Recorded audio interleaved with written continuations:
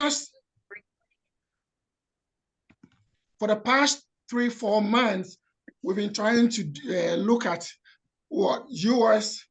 relationship with the African continent, right? We focused our attention on U.S. diplomacy. We started with U.S. defense strategy. Then along the line, we switched to U.S. defense policies, right? So we want to continue today with defense. And before we proceed, I want to bring to your attention that this program is actually brought by kind courtesy of Bell and Associate Consulting Limited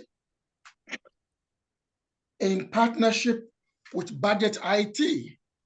I think I'm having some issues with my internet over here, so just give me a second.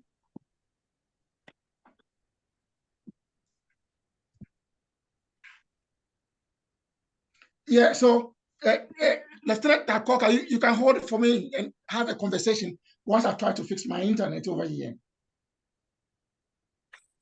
I'd be happy to. Good afternoon, everyone.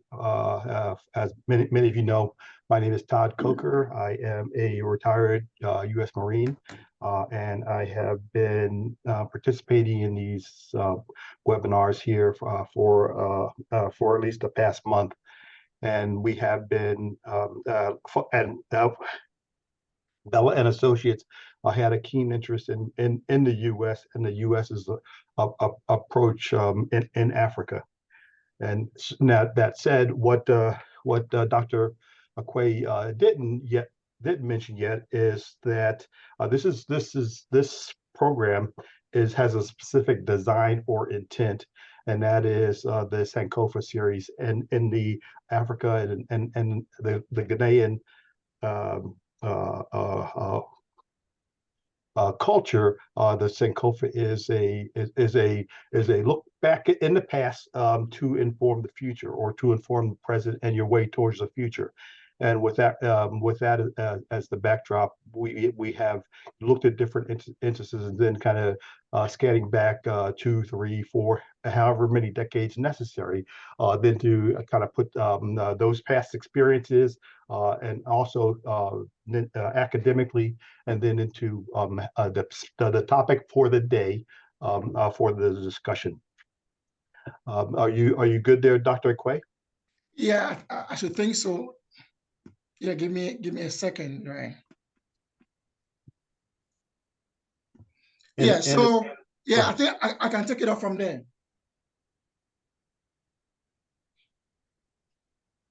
Can you hear me now? Yes.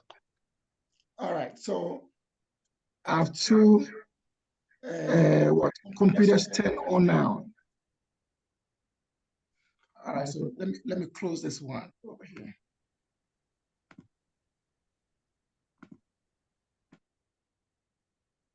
All right. So yeah, I think we are good to go.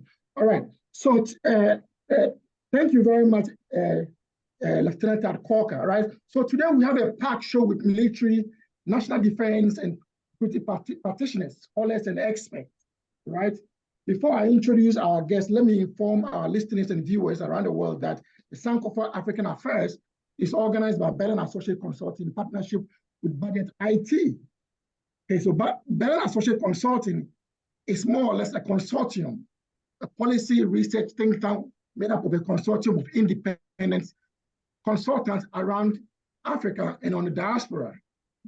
Then Budget IT is actually a civic non-profit organization that enhances understanding of the budget and matters of public interest using tech tools to raise the standard of transparency and accountability in government. Budget IT was actually founded in Nigeria in 2011 and recently expanded to other West African countries, including Sierra Leone, Liberia, and in Ghana in 2020. Right. For those of you joining us for the first time, Sankofa African Program is a global current affairs program aimed at informing and educating Africans in the diaspora and the continent about great power strategic relations and policies toward the African continent. Right, so in September of this year, we began discussion on U.S. defense strategy, right? Or what we say, U.S. strategy, which is basically focused on what you call the 3Ds: defense, diplomacy, and development, right? For some time now, we started with defense, but we have to switch over to diplomacy because of President Biden's inauguration of the Presidential Advisory Council on Diaspora Affairs. So now we are back to our normal streaming.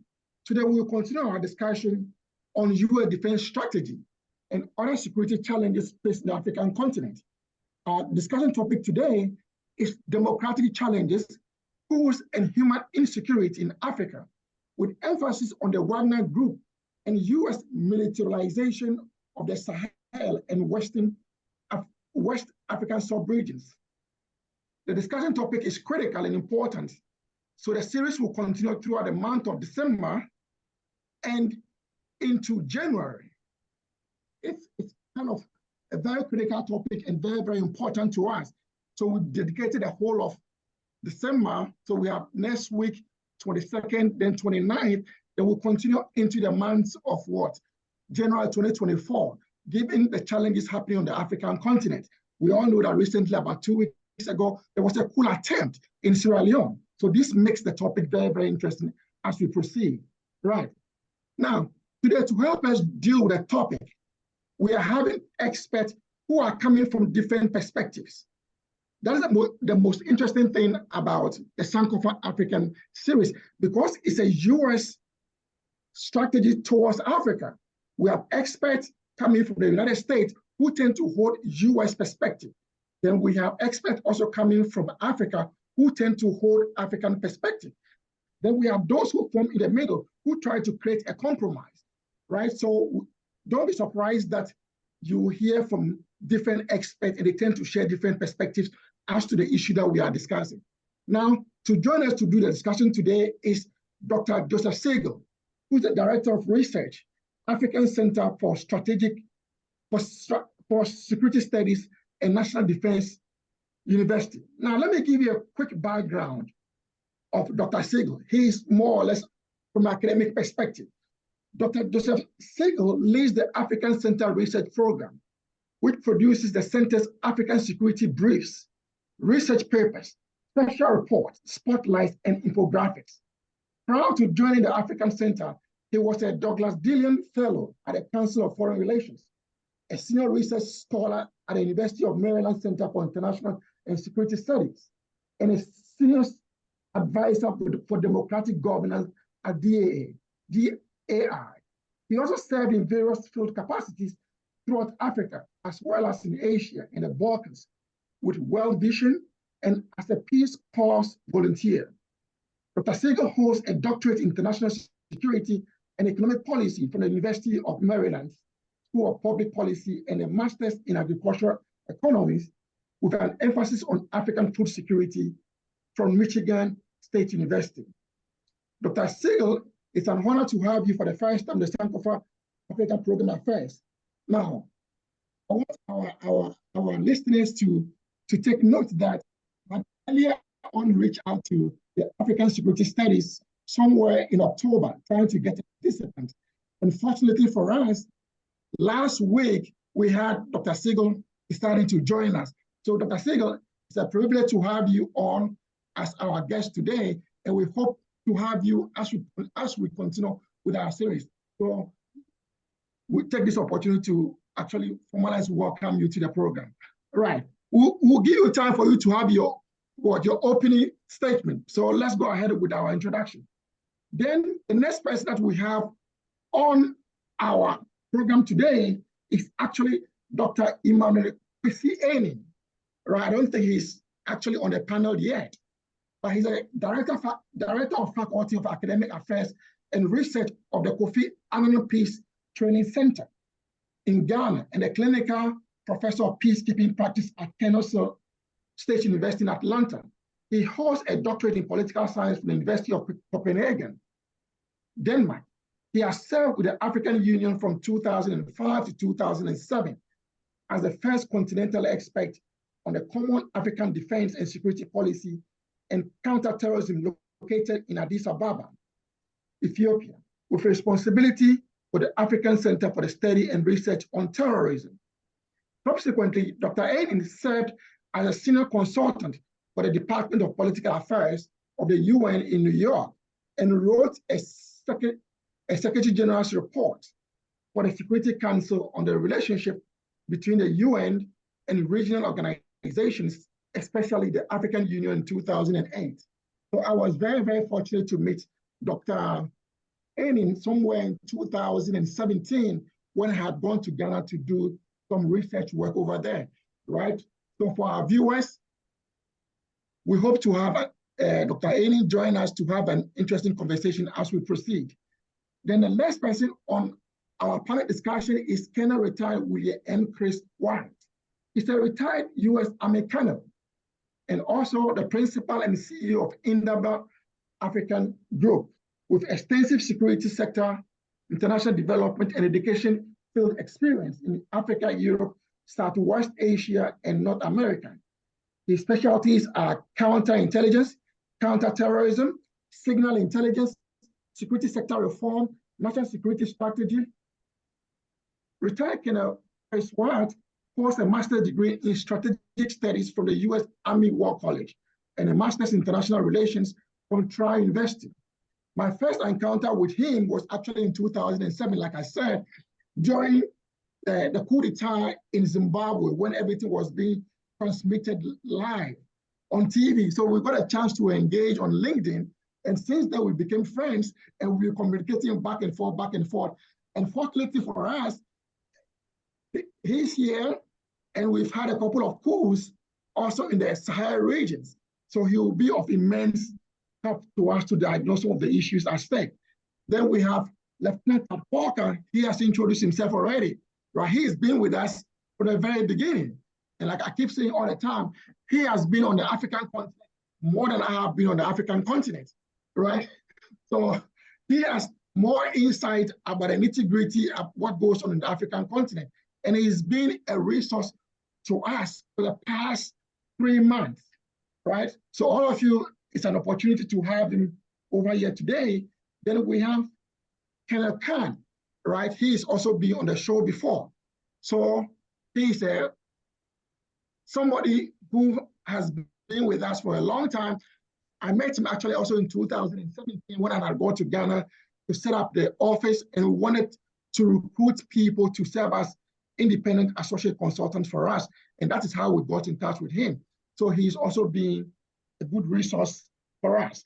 Now, before I give a chance to my panelists, I just want to deep dive into what we are trying to do over here. Like I said, right, we may have differences in terms of perspectives, the way each panelist tend to see the very issues, right? As time goes on, I'll set the rules as to the way the discussion is going to unfold, right? Is that because we have those coming from the United States and those coming from Africa and those in the middle, there's going to be a divergence of opinions. By the end of the day, we'll come to the middle and try to help those of us coming from Africa, our policymakers, our leaders, to be able to take all these things into consideration. So to have our first opening prayer will be Dr. Joseph Segal. Dr. Segal, so we want to have your opening statement before we proceed. Thank you very much, Dr. Akwe. It's a pleasure Your microphone is on mute. I can hear him. Yep. Can you hear me now? I can hear you. Okay. Okay. You're still on mute. Okay. You It have seems to like mute your mic, yeah. I think Benjamin can't hear. I think his earpiece might not be working, but I can hear you, Dr. Siegel. Thank you very much, Chris. That's helpful. So let me proceed, and then we'll see if we work out the audio issues there. Yeah, I think just to set a scene for our conversation here today, Africa has had 8 coups really since the Zimbabwe coup that was referenced earlier, 7 of which in the last couple of years in West Africa, and we can include Chad and Sudan in that.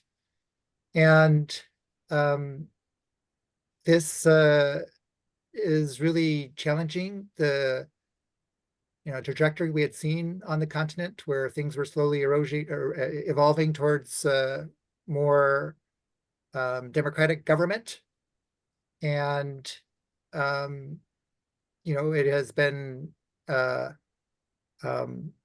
happening during a time we've seen both a pandemic that has thrown a shock into the global health and economic political realities, as well as escalating security threats within the Sahel with violent extremist groups, originally in Mali and spilling over to Burkina Faso and Niger. And I would just throw out that Africa is really at an inflection point. There's a lot of frustration with where things are at because of the various challenges that are out there. And this is being used to justify the coups that we are seeing. However, people forget that Africa has a long history of coups and military government. In the 1960s through the 1980s. In fact, I think there were 82 coups over that time period. And, almost uniformly, these coups were associated with worse governance. There was more corruption, more repression, and contracting economic development. And it's why so many parts of the continent know those decades as the lost decades for Africa. And, once you start down the road of a coup is nothing more than extra constitutional change of government. It's somebody seizing power because they can. They violated the rules. And from a military perspective, it's somebody who's willing to forgo their oath of supporting the Constitution, supporting their institution of the military, which is to protect and serve their citizens and their leaders. So you have these military actors, often special forces, presidential guards, that are seizing power, and they're not undertaking reforms. They're not trying to improve the many grievances these countries have. It's all about holding power for power's sake. And, they had promised to facilitate transitions. None of that is happening. There are no efforts being made to transition. So this is really about perpetuating military government on the continent. And I'll there's a lot to say. Let me shorten it and just leave this initial framing with the observation that of the 8 coups that we've seen, 5 of them were against leaders who had evaded term limits. And so there is this perception that they are somehow displacing leaders who weren't going to leave on their own. There's some truth to that, but then when we take a step back, we see that there have been 14 leaders who have evaded term limits on the continent since 2015, and in fact 10 of those had come to power through coups. And so what I'm saying, there's a circular relationship that once somebody comes in through a coup, they tend to stay, and they tend to evade term limits, and they stay indefinitely. And so, on some of the streets of capitals, the places we're seeing coups, we see people out there supporting those coup makers. They're frustrated, they want change. However, what they're not realizing is that these coup leaders are not coming in place to actually solve problems. They're coming in place to really reinstitute the military governments that created the poverty and the corrupt institutions that these countries have been facing with for decades. And I think that's the real threat. That's where we're at right now on the continent, that this contagion of coups threatens to spread. And, you know, not only does it not answer the challenges of the day, it's really throwing the continent back to a place where it's already been, and it was disastrous. And moreover, you're taking away the very tools of transparency and checks and balances, and you know, putting citizens' interest at the front that are going to really be instrumental in solving those problems. So let me leave it at that as an opening remark. Sure. Thank you. Okay, thank you very much. Right, we will dig into that. All right, so let's go to Chris. Can you give us your 1 minute opening statement as we proceed? Sure, I'll be happy to comment. I'm not sure how I should say this. I don't know that I have a unique perspective, but certainly one that's probably different than most folks. I'm actually been an academic and a actual practitioner of these things.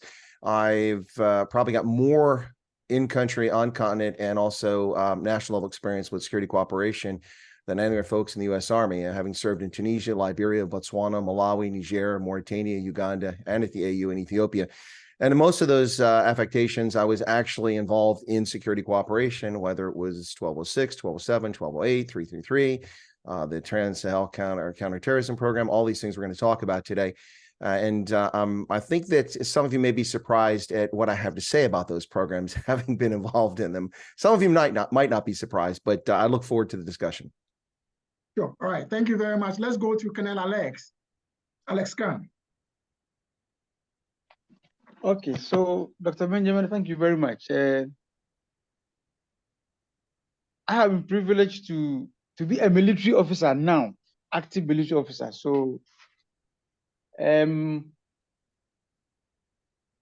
besides all the issues we are going to discuss being a worry to me, and the fact that I'm a Ghanaian officer, and in most cases, Ghana is used as an example, I look forward to get a perspective of the people, especially those who are out there, so that I can superimpose it with the way I think and feel and see things, so that at the end of this program, we will all get a better understanding of what the issues are and what can be done. Thank you very much. All right, thank you very much, Alex. All right, let's go to Tad Corker for your 1 minute opening remarks.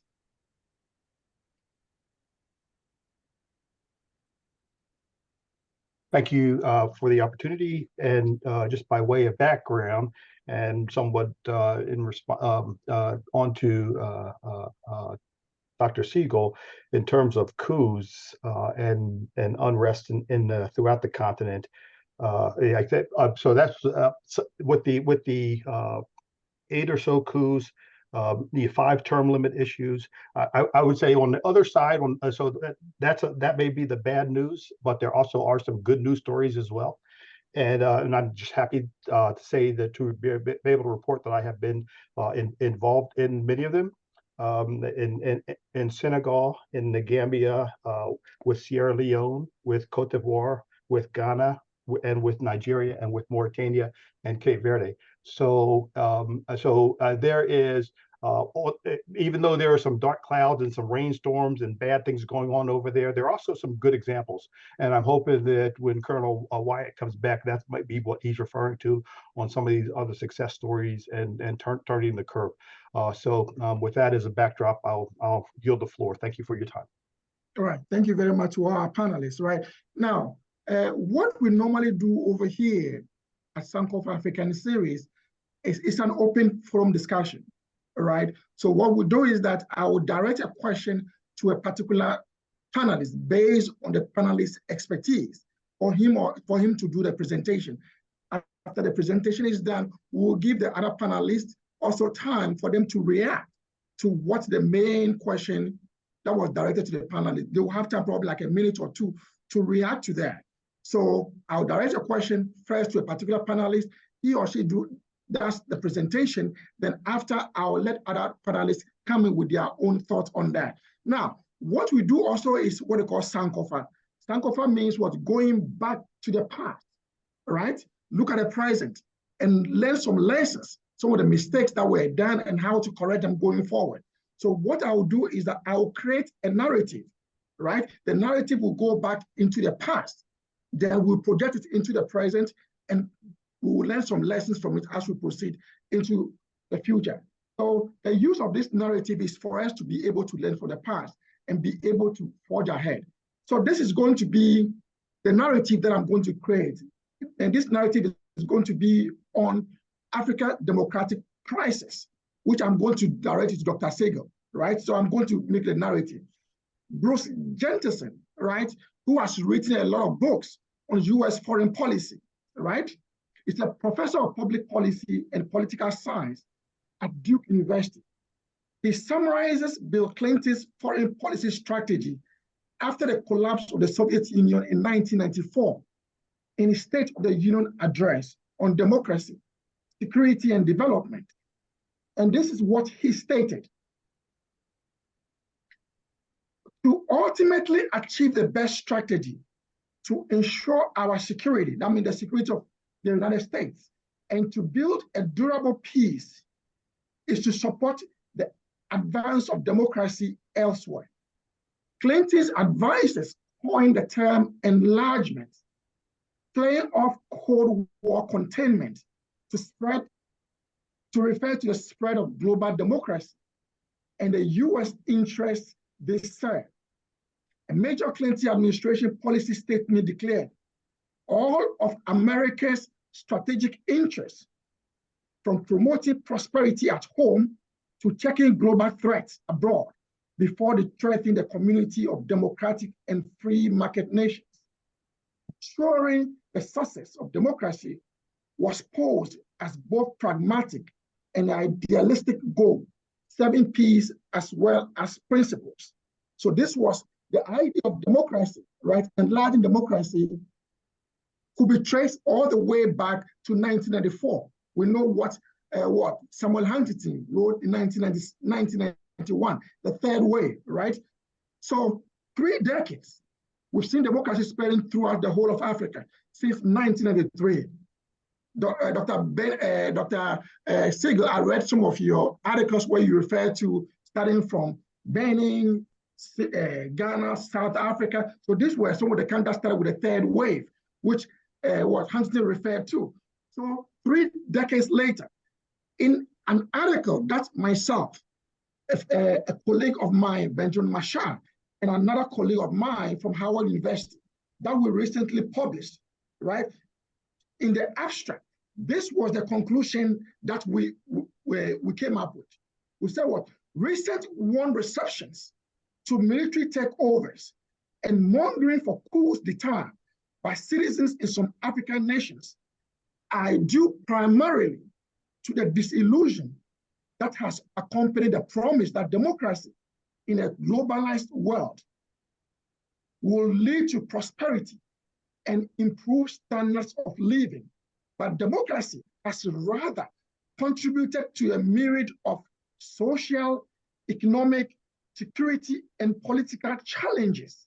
So these are our observations after 3 decades of practice of democracy. Because if you go back and read Samuel Huntington's work, he didn't mention about the reverse of democracy. So the question that is on our mind today is Africa's democratic experiment, which was anchored on one of the 4 Ps, right, of US national interest, in this case, principles, after the collapse of the Soviet Union, is currently experiencing crisis. To Dr. Segal, we want your reaction on this, and you can tell us why, as to whether you agree with our conclusion or you are still hopeful that things will get better. Yeah, thank you, Dr. Akwe. So to answer the question, no, I don't think democracy has failed. And no, I don't think I or I've given up hope about the prospect for democracy in Africa. And I think more importantly, Africans haven't given up on democracy. When you look at the polling by Afrobarometer, over 3/4 of Africans consistently say they want democracy. They see democracy as the preferred system of government. Now, there is a sense by many of the people surveyed that their systems of government are not working as well as they want. But their solution isn't to throw away democracy. Their solution is we want more democracy. We want actual democracy. We want leaders who are responsive to citizens. We want more transparency. We want more accountability. And I think that's part of clarification we want to make in this conversation early on, that democratization is a process. It isn't like a light switch. And nearly all African countries have come from a legacy of authoritarianism after decades. And it's only recently that we've started to see the movement towards democracy. In fact, very few African countries would be considered democracies. Out of 54 countries, maybe 8 qualify. But there's another, 15 or so countries, maybe a few more, that have been moving towards democracy. So we call them democratizers, or they're in the path of democracy, where they've opened up, they have multi-parties, there's some free press, but these institutions are weak. And so they're not fully operating as democracies. They're not generating a lot of the benefits that you see with democracies. It's a learned process.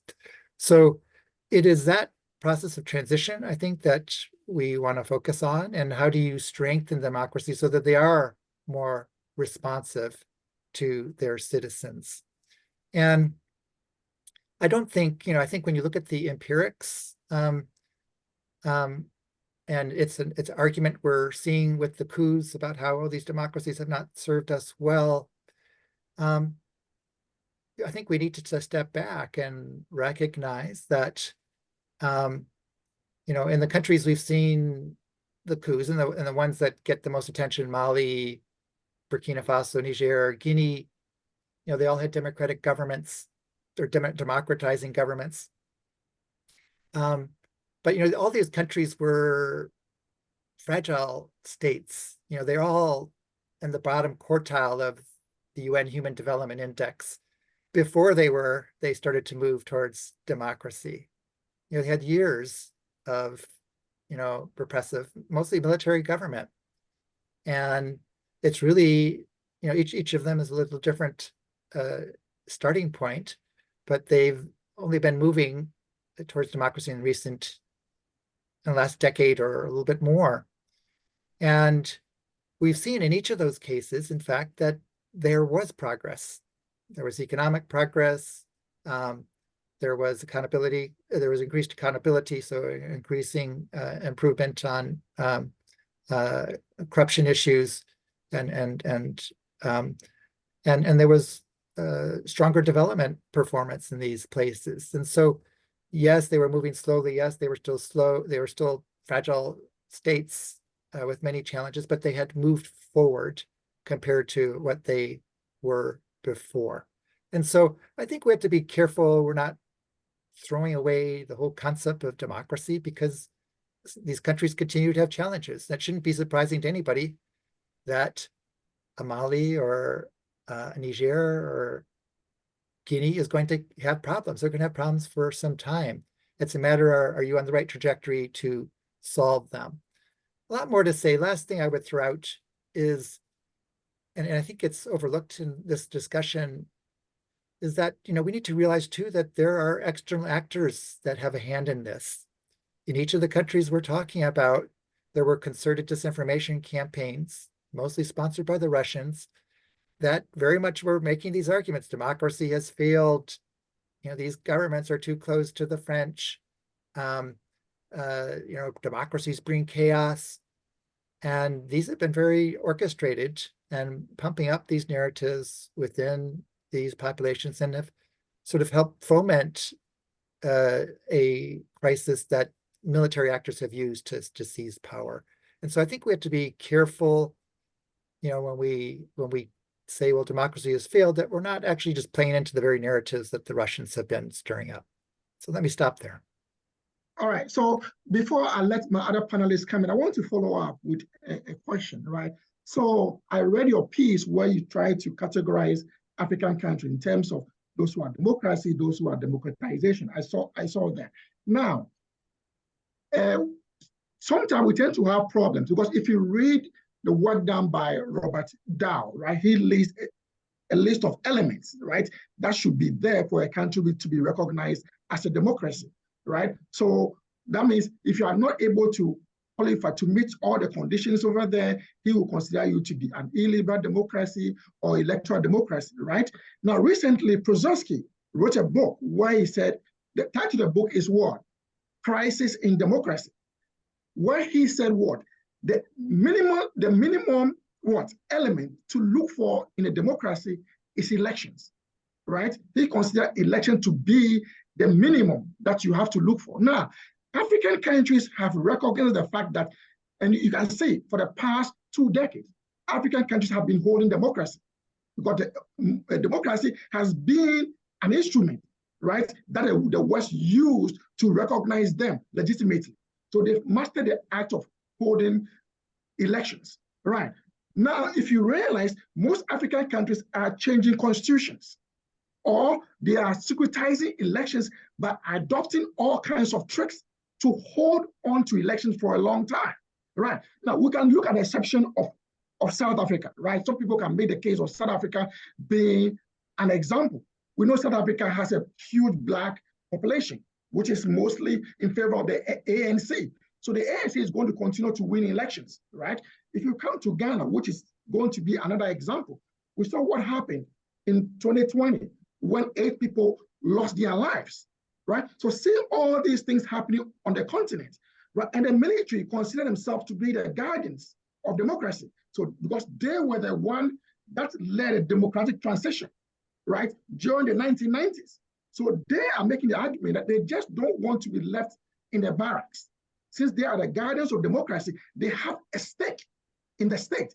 So therefore, if those Democrats that we have are messing up things in terms of economic imbalances, debt, they have a right to go in and seize power because they were the one that transitioned from the military to what you call democratic dispensation. Are they right to be making those arguments?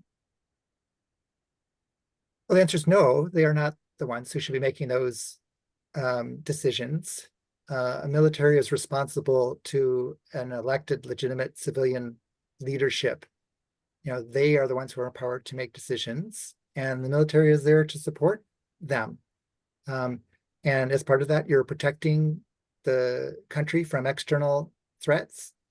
But it's a very slippery slope if individual military actors, and let's be clear, it's individual military actors, it's not the CHODs, it's not the military hierarchy that's making these decisions when we see the coups. It's if we leave it up to individual officers to say, well, the country's going in the wrong direction, I need to, that's a justification for having a coup. We could have a coup every day on that basis. Who decides? And then once one officer has a coup, what's to stop another officer for saying, well, I don't like the direction that the country is heading in, and therefore that justifies a coup. That's why we have constitutions. That's how we lay out how change should happen.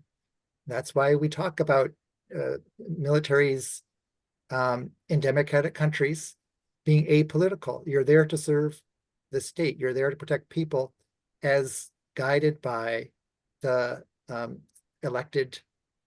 duly elected civilian leaders. You may not like what they're doing. You may believe, and there may be truth, that the country's not heading in the right direction. But that's the value of democracy, is you have ways of criticizing. You mobilize support for change. You have elections. And there are other means you can try to change policy in between elections to make change. And then I guess just to end on this point of elections, almost all democracy observers will say elections are not equivalent of democracy. Nearly every country in the world today has elections. China has elections. North Korea has elections. They don't count for much. Russia's going to have an election next year, and everybody knows who's going to win.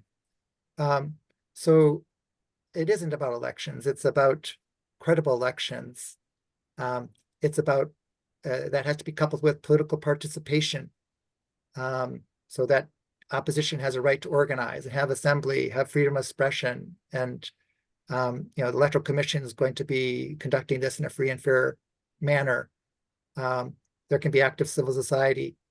There are a lot of elements, independent judiciary, a lot of elements to what creates a democracy.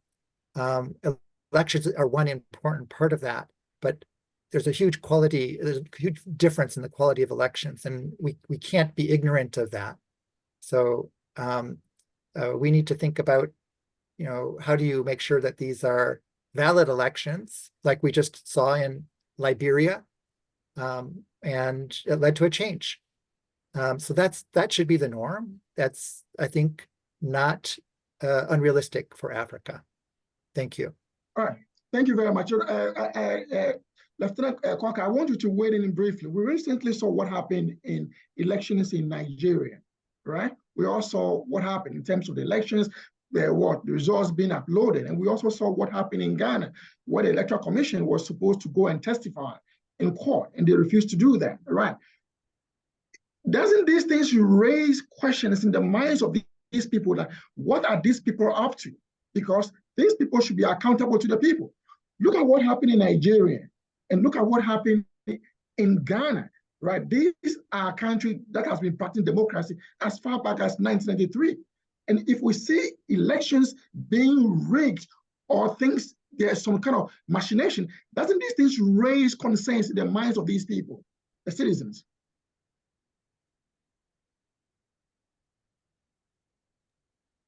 I think the answer is yes, that it absolutely should. It should raise some concerns. However, there is still, as Dr. Siegel mentioned, the democratization process. And so even though you go back to 83, that 30, 40 years ago or so, that process is still ongoing. And so, I'm always reminded of the U.S. starting a couple of hundred years ago. And so our democracy was a work in progress. And even to, 250, 60 years later, it's still a work in progress. So, so I would not say absolutely accountability, but there no system is a perfect system. Regarding the democracy in Africa, part of my experience was, again, going through a couple of administrations, the Clinton administration, the Gore administration, the Bush administration, and so forth. And all of them, every administration in their strategy promoted democracy. That's one thing. One thing is to have it as part of your national interest and strategy.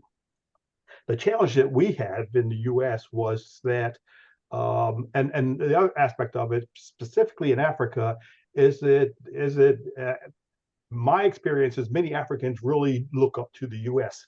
and they were very aspirational and hopeful that they would have great relations with the U.S. That said, however, the U.S. Africa was not a top priority for the U.S. government, to my knowledge, and so it was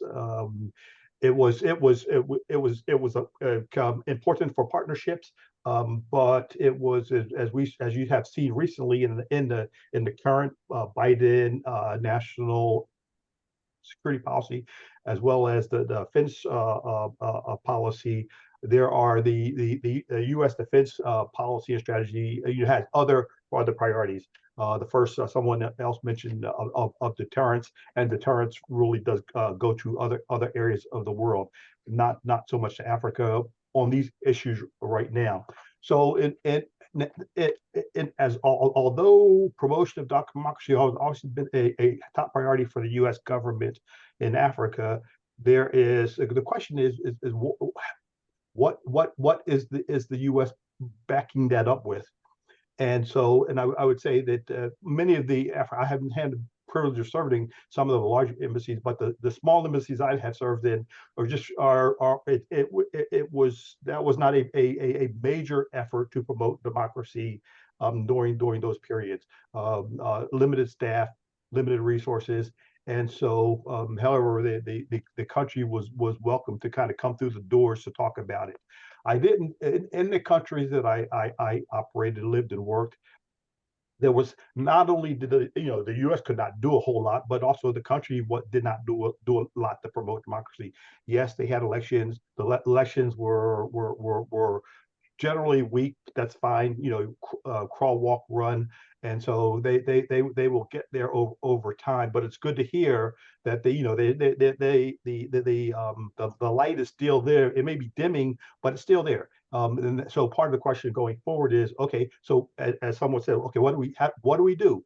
What are some of the options to go around this? Within the past year, I was a bit surprised because I was looking at many of the organizations responsible for promoting democracy globally, such as the National Endowment for Democracy, the different institutes, the National Democratic Institute, the International Republican Institute, so on and so forth.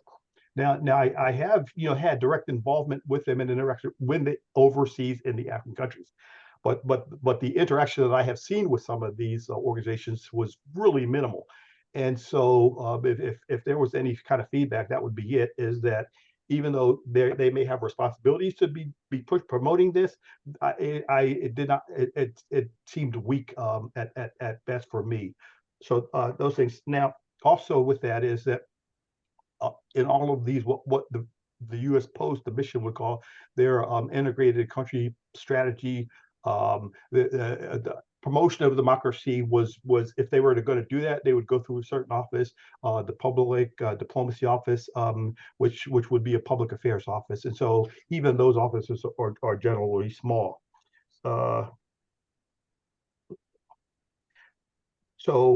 Again, the good news is that the promotion of democracy has always been a priority for the U.S. government. All right, thank you very much. Let me go to kind of White right now. Those of us who teach African democracy, right, tend to make the argument that if you look at the United States was developed before it became democratic.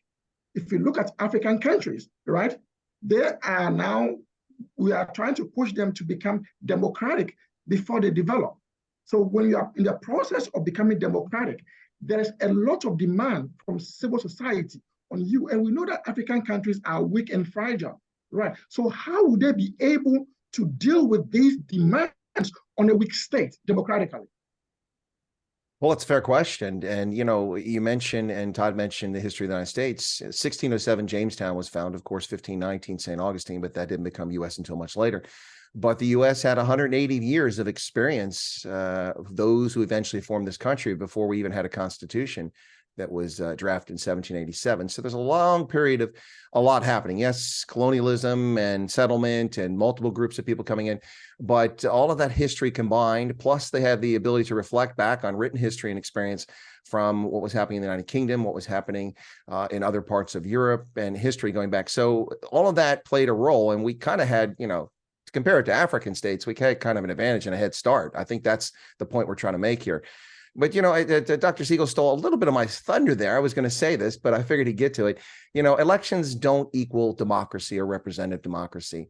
For far too long, senior policymakers all over the developed world, in the West and also in Africa, academics as well, oftentimes point to elections as success. That's nonsense. There are all flavors of elections. There are all flavors of results, as Dr. Siegel just pointed out.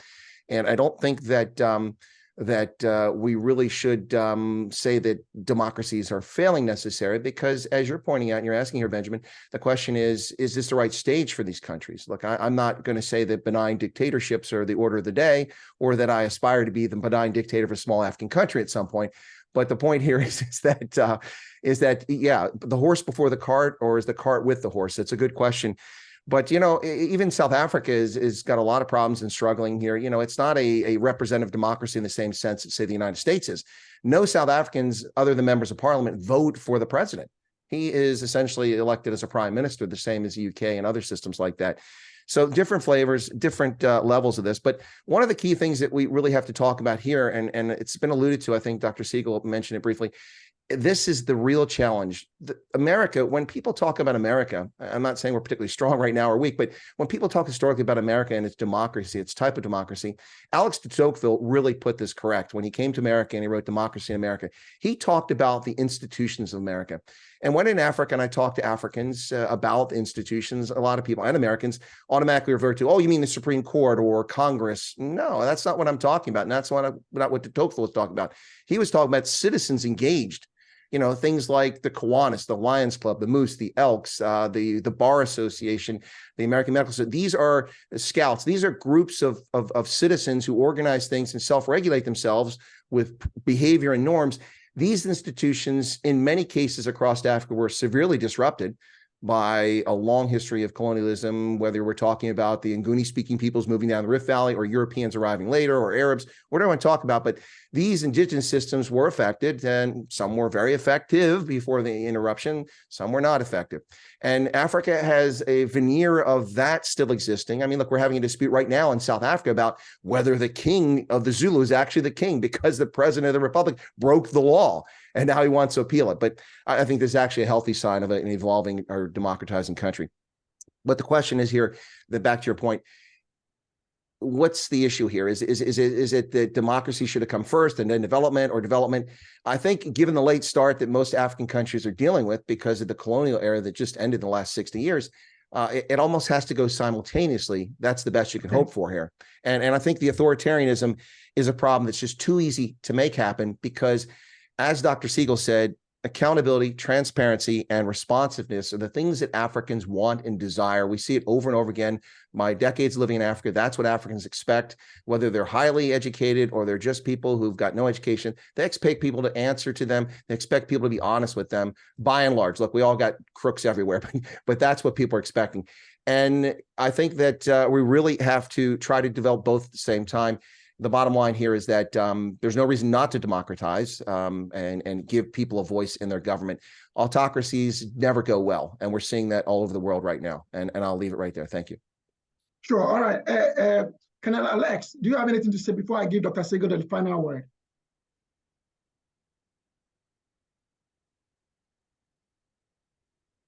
All right, so let me go to Dr. Siegel. You have the final word on this particular topic, right? Now, the Chinese have a growing influence in Africa, right? And most African countries are looking up to the Chinese. They say, oh, China can be a model, right? You don't have to be democratic to develop.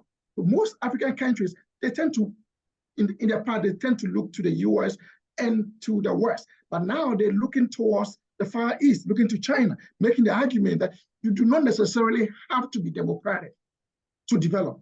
Would that be a good argument to make, seeing what the Chinese have been able to do the past 4 decades? It is an argument you often hear. In fact, we've heard it for decades around the world.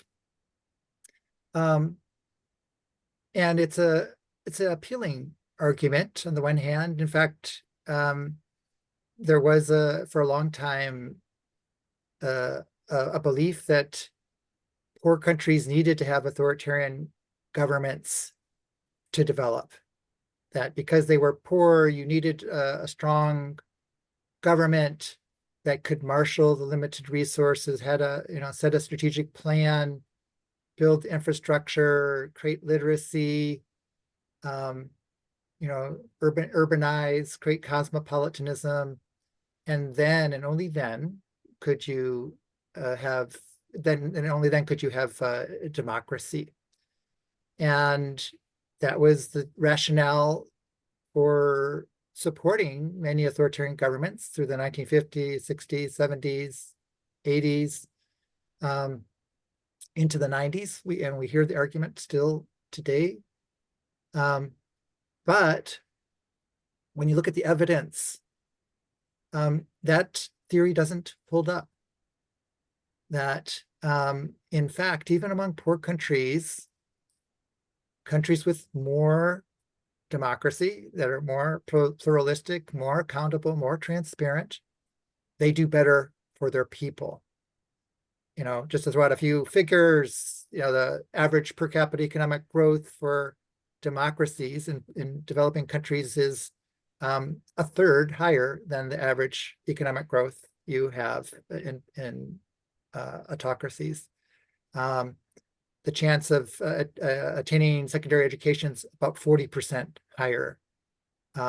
Infant mortality rates are about 25% lower in democracies. And you know, it plays out in a lot of ways, including life expectancy. Life expectancy for somebody in a democracy, in a poor country, in a developing country, is about a decade longer than those in an autocracy.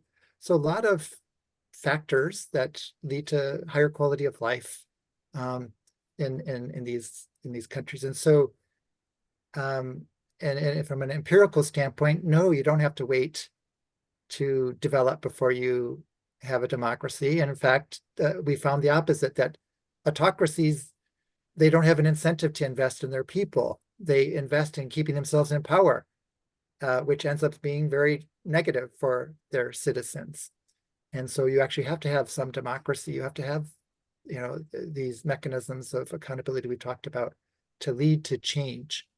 Now, does that mean that there haven't been exceptions? No, there have been a few autocracies that have realized some sustained growth over time. And of, you know, the more than 100 autocracies we've seen over the last several decades, you know, there's about 8 or 9 of them that have realized that. Most all of them are in East Asia. And so there are exceptions, and China is one of them. And there's a lot of reasons why that may have worked for them. But when you look at the whole body of evidence, you know, 90% more of autocracies have failed abysmally for their citizens.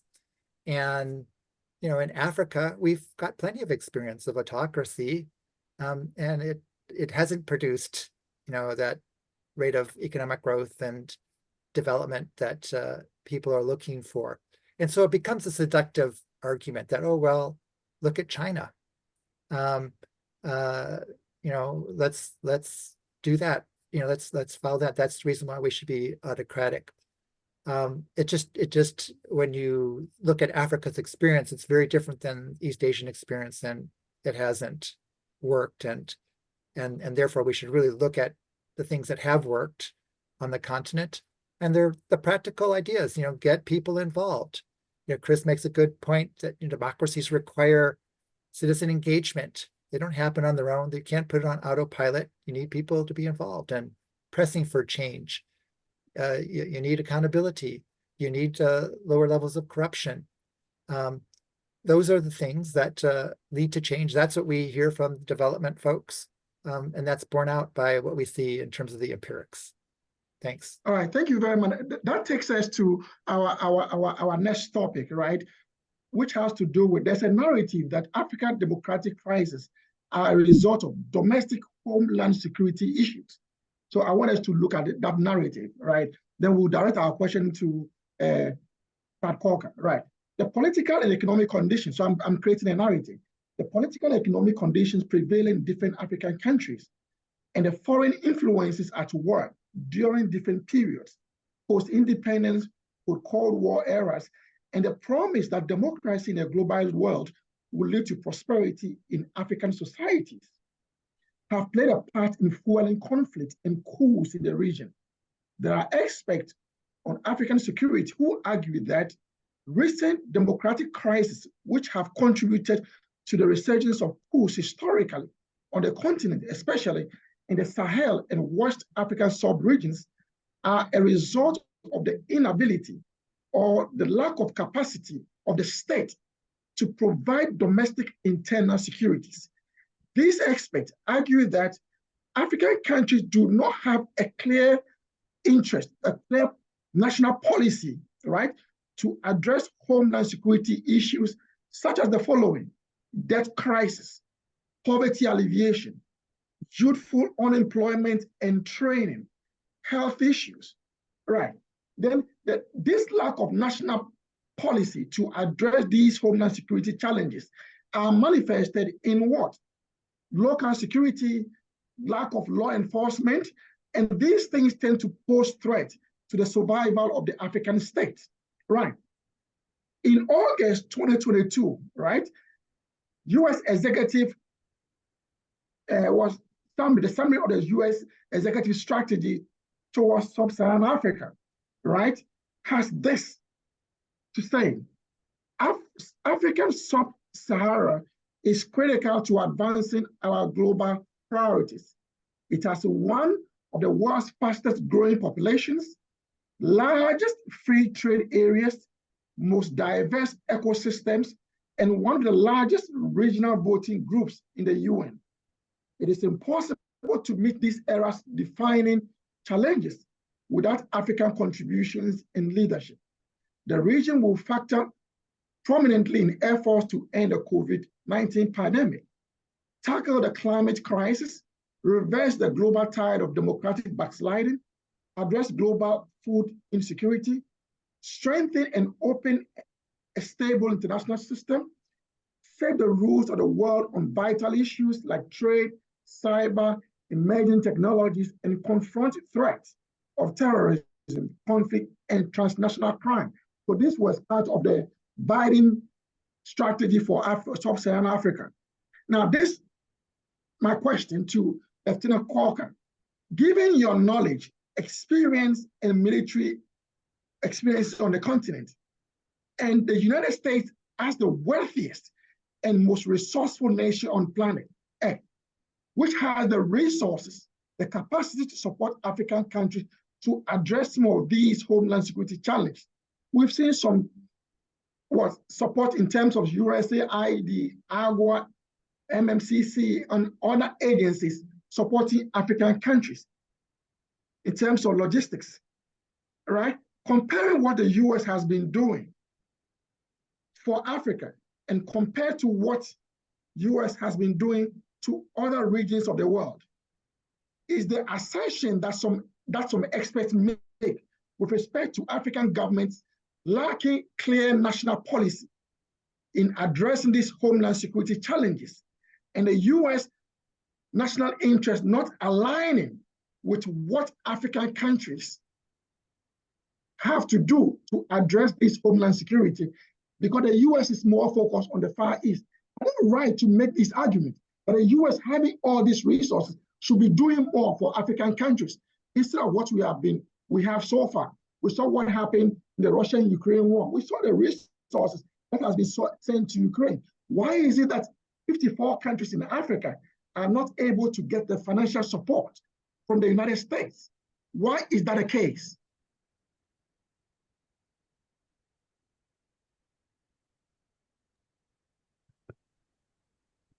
Good question. And I don't have the answer. I don't know why we would not be able to why the U.S. would not be able to provide more financial support to Africa. But I will address some of the narrative, and particularly with the narrative first with interests, and so aligning interests. As we have talked in the past, and I'll remind us here, is that, and you were speaking from, as you said, the August 22 U.S. Sub-Saharan Africa strategy, and so with that strategy outlines the U.S. National interest in that region, and with that, then we also went into a broader reminder of of the U.S. approach to its national interests.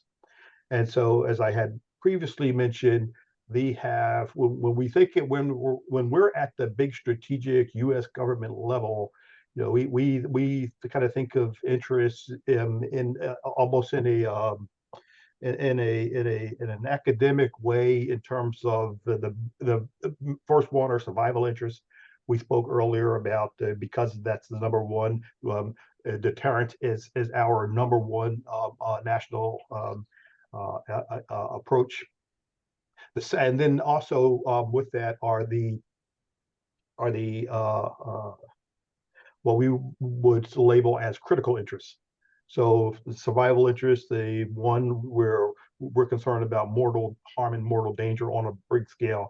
The other is is something that doesn't kind of reach that high bar, but it's still something that we would in our verbiage would be something we'd be willing to fight for. And so you have survival interest one. The next level down are those critical interests, and then after that, major interests and other interests of other areas. Now, and so that says that is one way for U.S. officials to categorize interests. The question then is okay, well, and we know because we are at open book, if you will. This is public knowledge. On the other side, on the African side, then the issue is because we're talking about debt crisis, poverty, youth unemployment, health. What is less known to the U.S. government are African interests, and so and part of it is because some countries are closed, and that information may or may not be confidential, and so but they're not clear. So that's one of the challenges with aligning issues. The second is, and related to that is that whereas the U.S. has these interests on a national level, in Africa the issue is if you're relating to one country, one REC, or the entire continent. And so it's not it's at the moment we go case by case with each chief of mission going kind of bilaterally with the country of assignment and then kind of doing this bit by bit. All that to say is that we don't, as the U.S. government as a total, we don't know what we can only speculate in terms of what Africa sees as survival interests. So academics may say, well, this the poverty is a survival interest. The debt crisis is a survival interest. These other things are survival interests, but to my knowledge, they just have not been articulated as such that to say, okay, well, are we in fact addressing the most critical interests? Now, again, the U.S. government goes to others and things that are important to us, like climate and the others that were in there. Let's see. Cyber, climate, food insecurity. That's certainly a major interest. But so that would be where I would kind of say, okay, well, what are you? How are we trying to crack this nut? So now the African government's lack of clear national interest policies to address their. In addition to that.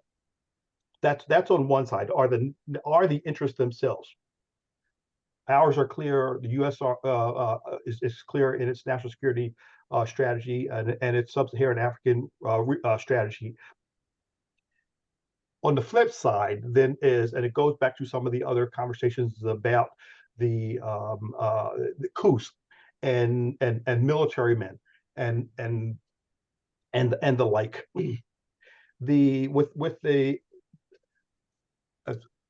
My observations, specifically with Niger, is that they have, and with the Nigerian junta, is that and also with the military and security sector background, is that if the junta is saying that it's the junta for what? Homeland security.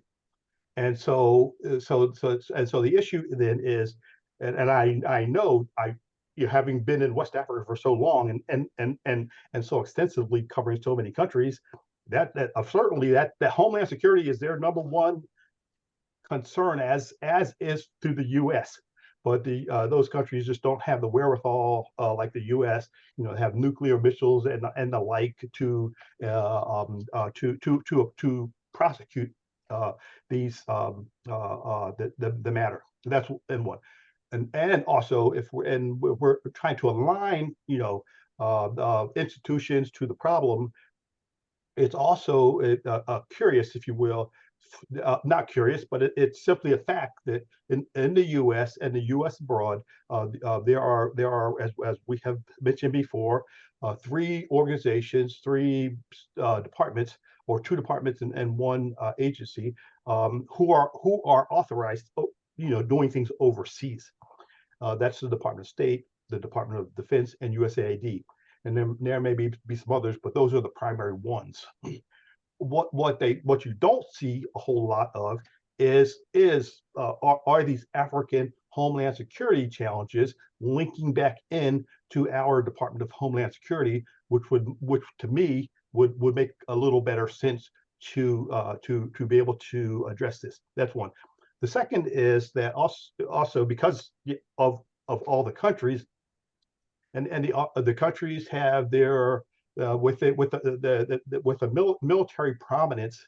That's just a reality in that region. It may be in other regions as well, but many of those countries, have interesting, military backgrounds. So with that being the case, that's something that you need to work with, not against. And so as I have worked in Senegal, and as I have worked in Cote d'Ivoire, and I have worked in Ghana specifically, again, I have, making inroads with the military kind of makes inroads with the entire security sector. Now, in the most recent country, there was Cote d'Ivoire. We learned that they said that they are what forces are in Cote d'Ivoire, and they said the military, an army, the gendarmerie, and the police, and so they blended the three together. So they looked at kind of the force constituted all three of those bodies, and again back at the time the Ivorian national police were trained by the army, and so it was their psyche and their ethos and all was all military. And when we talked to the former Prime Minister Bakayoko, said we would strongly suggest a couple of things. One is that you convert the police to civilian law enforcement officers, and they accepted that recommendation. And likewise, in the security sector reform in Cote d'Ivoire, we said, okay, the priority in Cote d'Ivoire is not the military. The priority in Niger and Mali and Burkina Faso and the others is not the military or that type of security. The priority is law enforcement. And so if you have people kind of breaking the law, that's what you, in terms of security, you need to kind of have a strong, vibrant law enforcement capability. If you don't have that, then the military has no option but to become involved. And so if I had any advice to the U.S. government, that's what it would be. It would be to kind of go out and assess it from the Homeland Security aspect rather than the military aspect. And also what we did there is that because we had a heavy enhancement, if you will, of the Sahelian militaries. We didn't create strong men per se, but we created strong institutions, and when it was the wrong one, it was the military, when that was the last one that we needed to strengthen. The questions are national interest. We know what the U.S. is in on public record. The Africa, no. So, and the question is, what are they? And so is it the Democratization, is it the control of civilian control of the military, Africa, specific country, Niger, region, ECOWAS, continent, AU? What first and foremost do you want to accomplish? And let's get that right first, and then move forward. I'll stop there. All right. So thank you very much. Chris, let me come to you. Do you agree with the fact that the challenges that Africa is facing are homeland security challenges in terms of debt, right? Because debt is killing them, right? We have Ghana recently is basically in tatters. Look at what is happening in Nigeria. So debt is one of them. Then you have research has shown about a year 2100, 35% of youth are going to be coming from Africa. So they have serious issues on themselves. What do you think about that assertion that Africa has a homeland security challenge rather than whatever is going on? Well, let me address the youth issue first. Some people are aware of it. Many people, probably this audience is aware, but many people are just ignoring the fact that Africa really does matter. Somewhere between 2.3 and 2.5 billion people, even without migration, will be in Africa by the year 2050, which is right around the corner, folks. It's not that far away.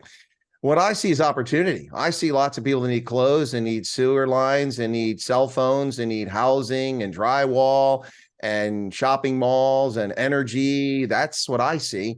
And that's with my consultancy what I try to get people involved in. I mean, look at the American brands. The big ones are there, of course, Caterpillar and Boeing and Microsoft and Google. But where is Verizon? Where is Comcast? These people are absent in Africa, and they're missing the boat. As far as the other issue, debt.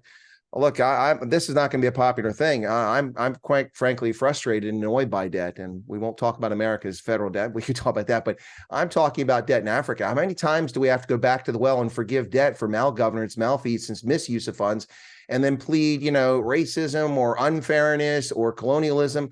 Look, we came up with HIPC in the 1990s, and then we had enhanced HIPC, and we forgave all of Ghana's debt. And what have they done after they found petroleum? They've just gorged on debt again. We just forgave all the debt essentially for Somalia. I envy Somalia. Their debt to GDP ratio is now just 6% of their GDP. Ours is like 98% in America. I kind of envy them. Look, I don't mean to be crass here, but the point here is that Africans have agency, and it's time for people to stop ignoring that agency and for the convenient excuse to be, well, the debt. Well, people need to be held responsible for the debt, and that is, of course, a challenge. But I do accept the premise, Benjamin, that it is a genuine national security issue here. It does have an impact because it limits what countries can do, what resources they can access. And of course, if they want to get money from the International Monetary Fund or the World Bank, then they have to play by those rules, which lead to structural readjustment at times, which can be painful, although oftentimes it's necessary from an economic standpoint. But the bottom line here is that, yeah, I think those are legitimate concerns. The youth is a real issue here. I mean, look at Uganda. It's crazy. I mean, most of the population are kids. They're mostly kids. I lived in Uganda. They're everywhere. And who's not only planning for jobs for them, for the growth of the economy, but who is also mentoring and educating and holding these kids responsible? That's a question that's never really raised by most folks. That's a real concern. In many cultures, faith plays a role there, and family and faith play a role, particularly in Africa, extended families, play a role in, just making young adults be responsible and respect human life and contribute to society and be a team player. And I have concerns about that missing with all the displacement, all the governance systems that are all over the place in Africa. But if I could add one thing very quickly, I would like to go very quickly back, and I think Dr. Siegel will probably weigh in on this as well. And that is, when it comes to aid to Africa, I'm kind of torn about whether the U.S. does enough or doesn't do enough. And let me explain my point very quickly. So if you look at the amount of money that we have poured into Ukraine, 130, 140 billion, whatever the total figure is here, on book and the off book stuff, I mean, it dwarfs what money has gone to Africa.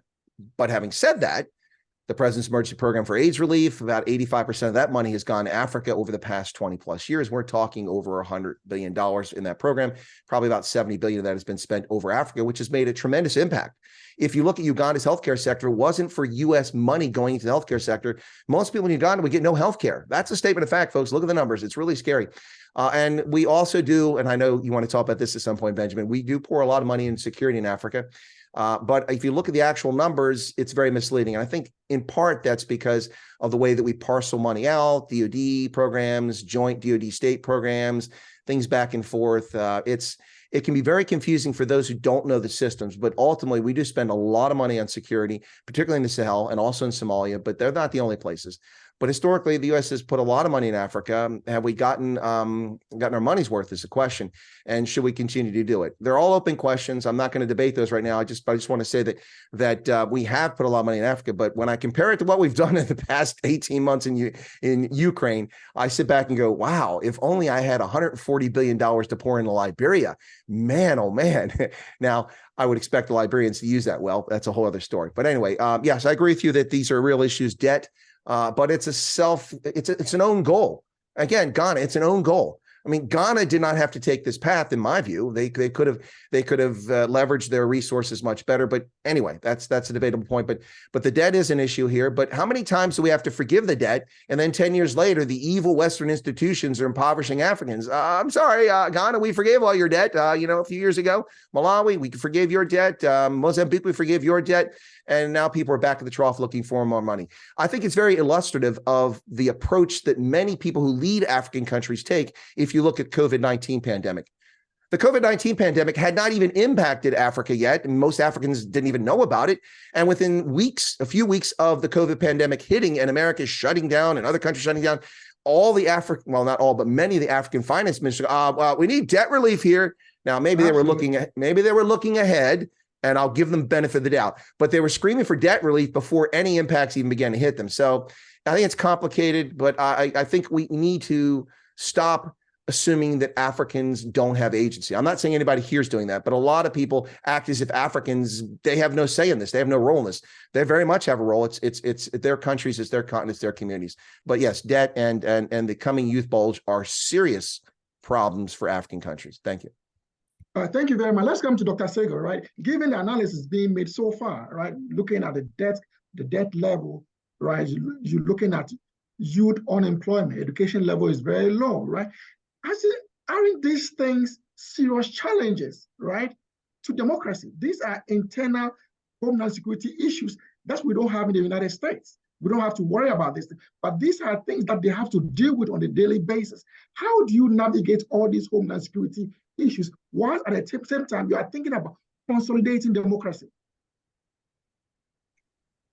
Well, clearly, there's good evidence that shows that when countries, face economic challenges, that has a strain and contributes to democratic reversals.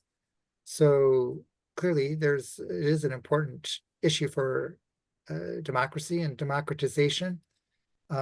That's why you want to use the self-correction tools that democracy provides, of transparency, of checks on the chief executive, on mechanisms of shared power,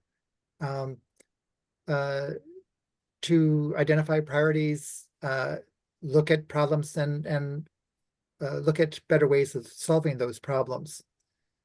As I think Chris and Todd brought out, a lot of that debt is due to corruption. It wasn't necessarily resources that were well spent. And so I think the question for me is less about how much is being provided as how well it's being used. And,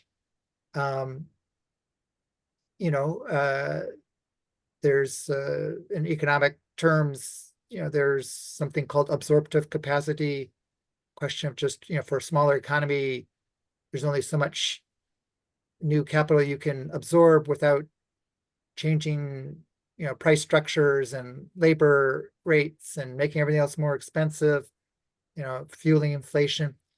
So you've got to moderate that. You've got to do it at the right levels, but it's more importantly of who's controlling those resources, whose interests are at stake, how it's being used to build up institutions and capacity so that African governments and private sector and communities can deliver for their citizens. And I think that's where a lot of the disconnect has happened. There isn't enough oversight over those resources, so that they are getting to the schools and getting to the health clinics, that are getting to help farmers produce more, helping businesses improve their manufacturing capacity and hire more of these youth. So I think it's really the quality that I would be looking at rather than the quantity.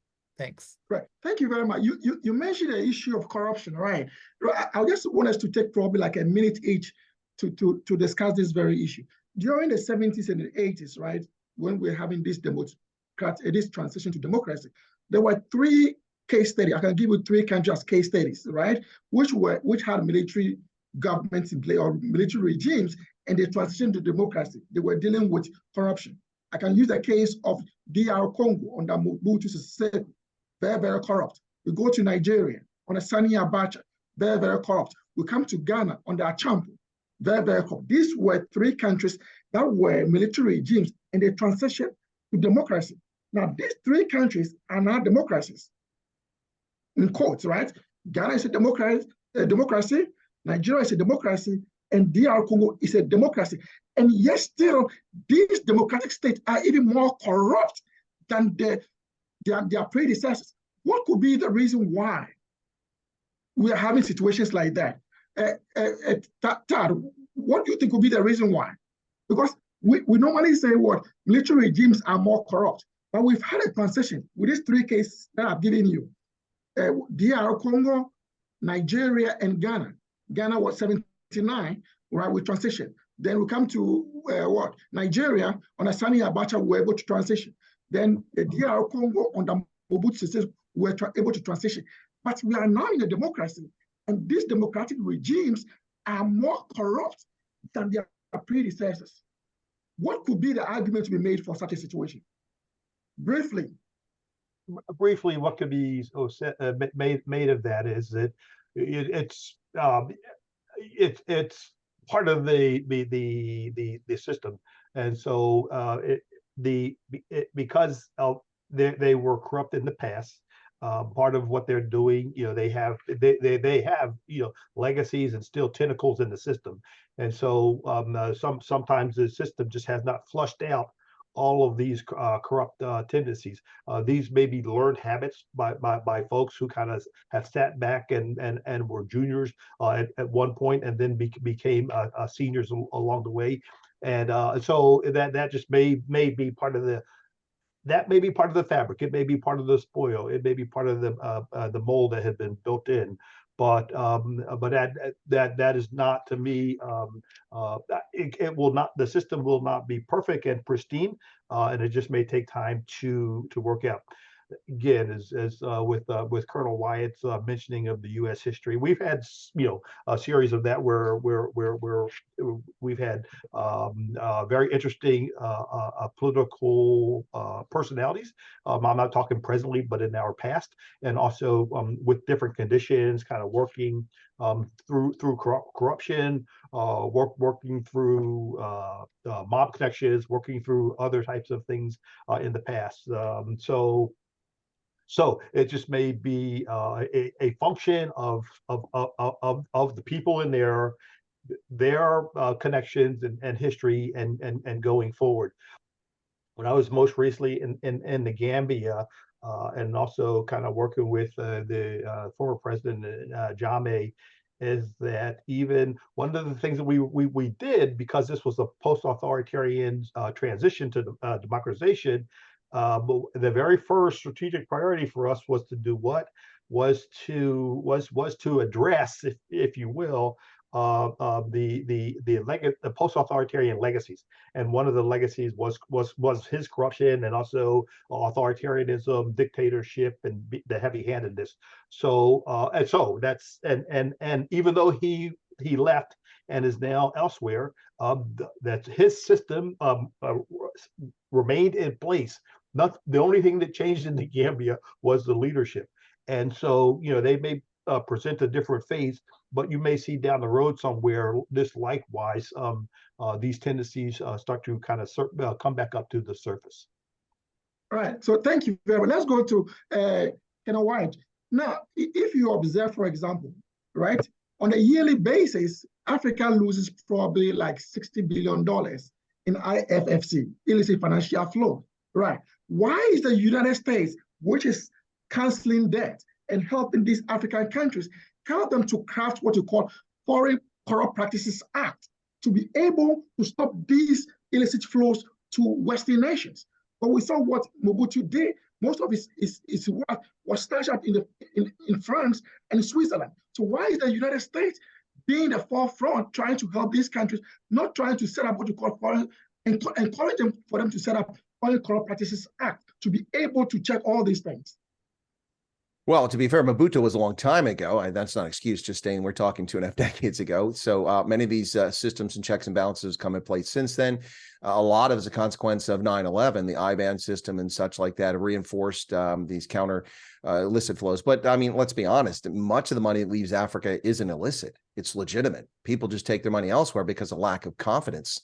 You know, that's the bottom line. And a lot of people, particularly elites, park their money. I mean, why are so many wealthy and connected and successful librarians residing in Hyattsville, Maryland, and residing here in the East Coast and in Chicago instead of in Monrovia or, you know, in Bongo County, you know, in Bone County? You know, it's they're not going back, but money flows out legitimately as well. It's a real concern.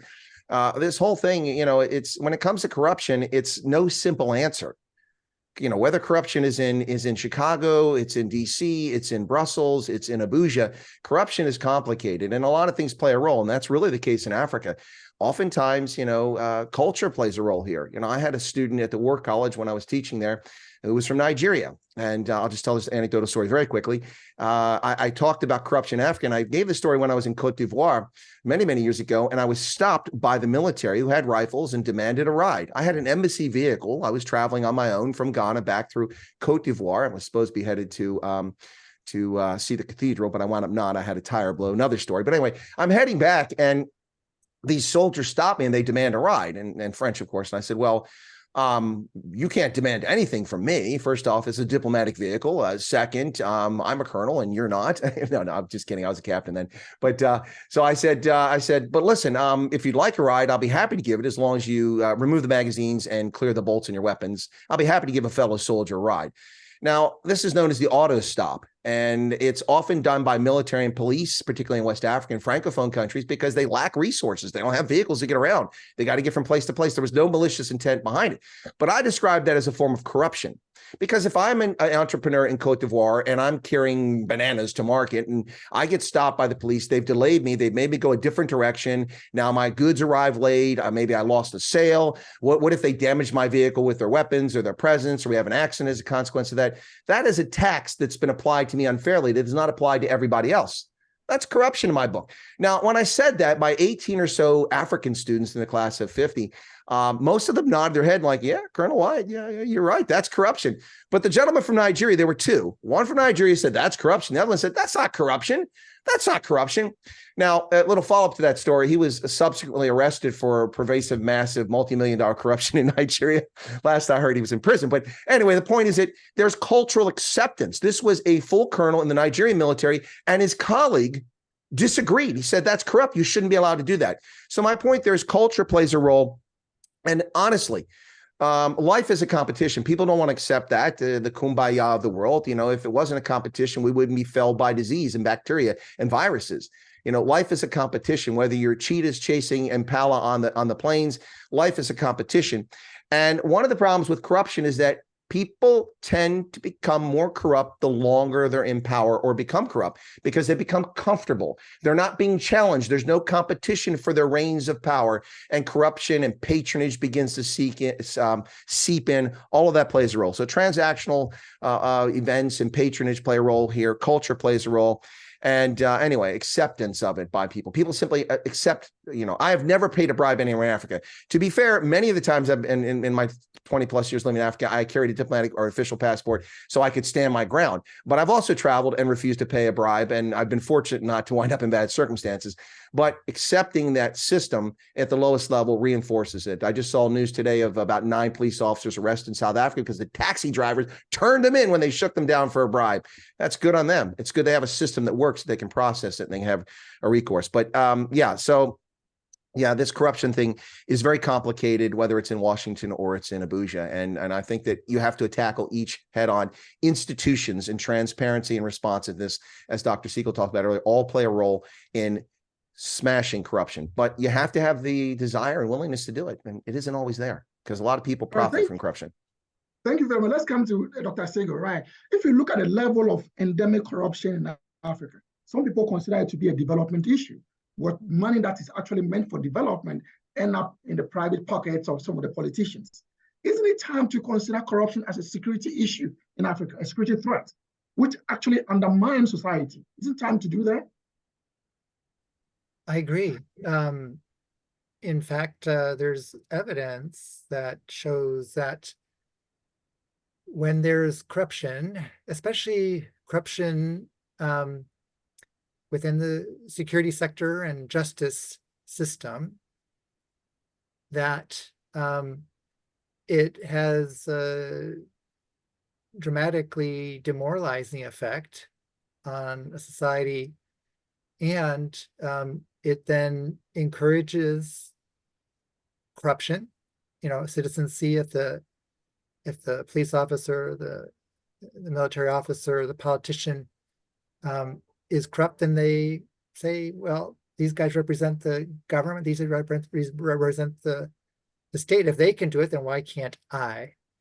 And it's also, more corrupt countries are linked to more instability. Much of Africa's, many of the security threats that Africa faces are internal. They aren't from, countries outside invading. And so it is about the misuse of resources, the lack of fairness and sharing of resources, exclusive arrangements and using public resources. All those things are destabilizing. And so absolutely, they're a security threat. All right, thank you very much. Right. So we're going to go to our next narrative, right? Then I'll let Kenneth White respond to that. So this question has to do with coup d'etats in the Sahel region, right? So let me read it. Over the years, Sahel countries, which include Mali, Niger, Mauritania, Burkina Faso, and Chad, have received substantial U.S. security assistance under the Trans-Saharan Counterterrorism Partnership, TSCTP, policy instrument. Right. TSCP was created in 2005 as a multi-agency effort to assist partner countries in West and North Africa in addressing domestic terrorist threat. Through the TSCTP, U.S. foreign policy in the Sahel, in theory, take a holistic approach which addresses political, development, socioeconomic, and governance challenges. In reality, the United States engagement in the Sahel has been overly militaristic, as proven by the millions of dollars of yearly spending in security assistance and institutional support for domestic warfare against militant groups in the region. Unfortunately, the U.S.-backed wars against terror in the region have more than often resulted in civilian casualties, pervasive human rights abuse, and widespread corruption. In February, Human Rights Watch reported more than 600 unlawful killings since 2019 committed by the security forces of Mali, Niger, and Burkina Faso during counterterrorism operations. In September 2020, the State Department Office of the Inspector General released an unclassified audit of TSCTP efforts, concluding that inadequate oversight of contracts and activities managed by the State Department Bureau of African Affairs has led to the mismanagement of funds and complete inefficiency of TSCTP programs. The audit report concludes that TSCTP spending, over $1 billion since 2005, is wasteful, and that the department has limited assurance that TSCTP is achieving its goals of building counterterrorism capacity and addressing the underlying drivers of radicalization in West and North Africa. Since its inception, the TSCTP has received similar criticisms from the Government Accountability Office, warning that documents used in planning activities do not prioritize proposed activities or identify milestones needed to measure progress or make improvements. Now, in the context of U.S. military assertiveness in the region, which many argue that it has contributed to the coup d'etat, my question to you, Lieutenant White, what went wrong with an overly militaristic approach in the Sahel and West African regions? Well, that would assume that I believe it was an overly militaristic approach. That question, and I question that. You know, you can't go in pure dollar terms, but again, this gets complicated. Just looking at the budget that was approved for foreign aid to Niger, for example, for 2023, and of course that was suspended during the year because of the coup. But that was $259 million. Of the $259 million, only about $30 million of that went towards security on the books. But that doesn't include DoD things like what are now known as Section 333 programs, train and equip programs. Used to be 1206, and we had 1207 and 1208, counterterrorism, and other programs. So there's a lot more to it. What went wrong? Well, number one, hubris. Hubris is a big part of this. You know, we're from the government. We're here to help. We just have to pour money. You know, we solved the Ebola crisis in Liberia, right? We threw $1 billion at it in the Army of the Heroes. Actually, that's not really what happened. We did throw $1 billion at it, but we didn't save the day. We played a role, but the Liberians really turned the tide there in the Ebola crisis, 2013, 2014. But we're from the government. We tell ourselves we solve things. So hubris is a big part of this, and expectation. You know, and back in 2017, when I participated in a book project, the Army War College, I wrote about this particular thing. I said, you know, one of the challenges is that policymakers seem to believe their own press that, you know, us just doing something changes things. It doesn't change the underlying circumstances in Niger, in Mali, in Burkina Faso. The contributing factors, the lack of piped water, the lack of electricity, the insecure governance, the radicalization of people because of these things, and all the other factors aren't changed. You can't beat a war with a hammer and expect things to change. You know, that's part of the problem here. So it's fair, I think, to criticize the Trans-Sahel counterterrorism program because the State Department, the U.S. Foreign Policy Establishment, and DoD sold that as a multi-agency, you know, holistic approach. And I can tell you, I established the Security Cooperation Office in Niamey. I also established the Security Cooperation Office and ran that one as well in Mauritania. I can tell you that these programs aren't, you know, whole of government as they're often sold. Oftentimes, if you can get someone interested, you know, you get dollars. If you can make a good argument, you get dollars. Or sometimes it's forced down your throat. Like when I was in Liberia, they told me I had to buy, you know, Boston whaler boats for the Coast Guard. And I said, excuse me, there's no Coast Guard. Please keep your $70 million. I can't spend that here. No absorptive capacity, which Dr. Siegel talked about. So that's a problem here. I don't know that I think it's fair to say that the U.S. security assistance has contributed or is responsible for civilian deaths. Maybe a contributing factor. I think that's a fair argument. But you can't necessarily blame. I mean, the Niger experienced 4 coups before we did this stuff. They have a long history of coups. Mali, the same sort of thing. But I think the real issue here is that the expectations are that if we throw a bunch of troops and drones and resources in, that's going to reinforce things. But a democratically elected president, the first ever non-Black African and Arab, Bazoum, was elected in Niger by the people. And because of, you know, perceived concerns, and we can look at this many different ways, by leaders in uniform and non-leaders in uniform, he was overthrown and still under house arrest. I don't know that we can take blame for that, but certainly there is a heavy emphasis, I'll accept that there's heavy emphasis on security in the Sahel, and there has been for the past 20 years.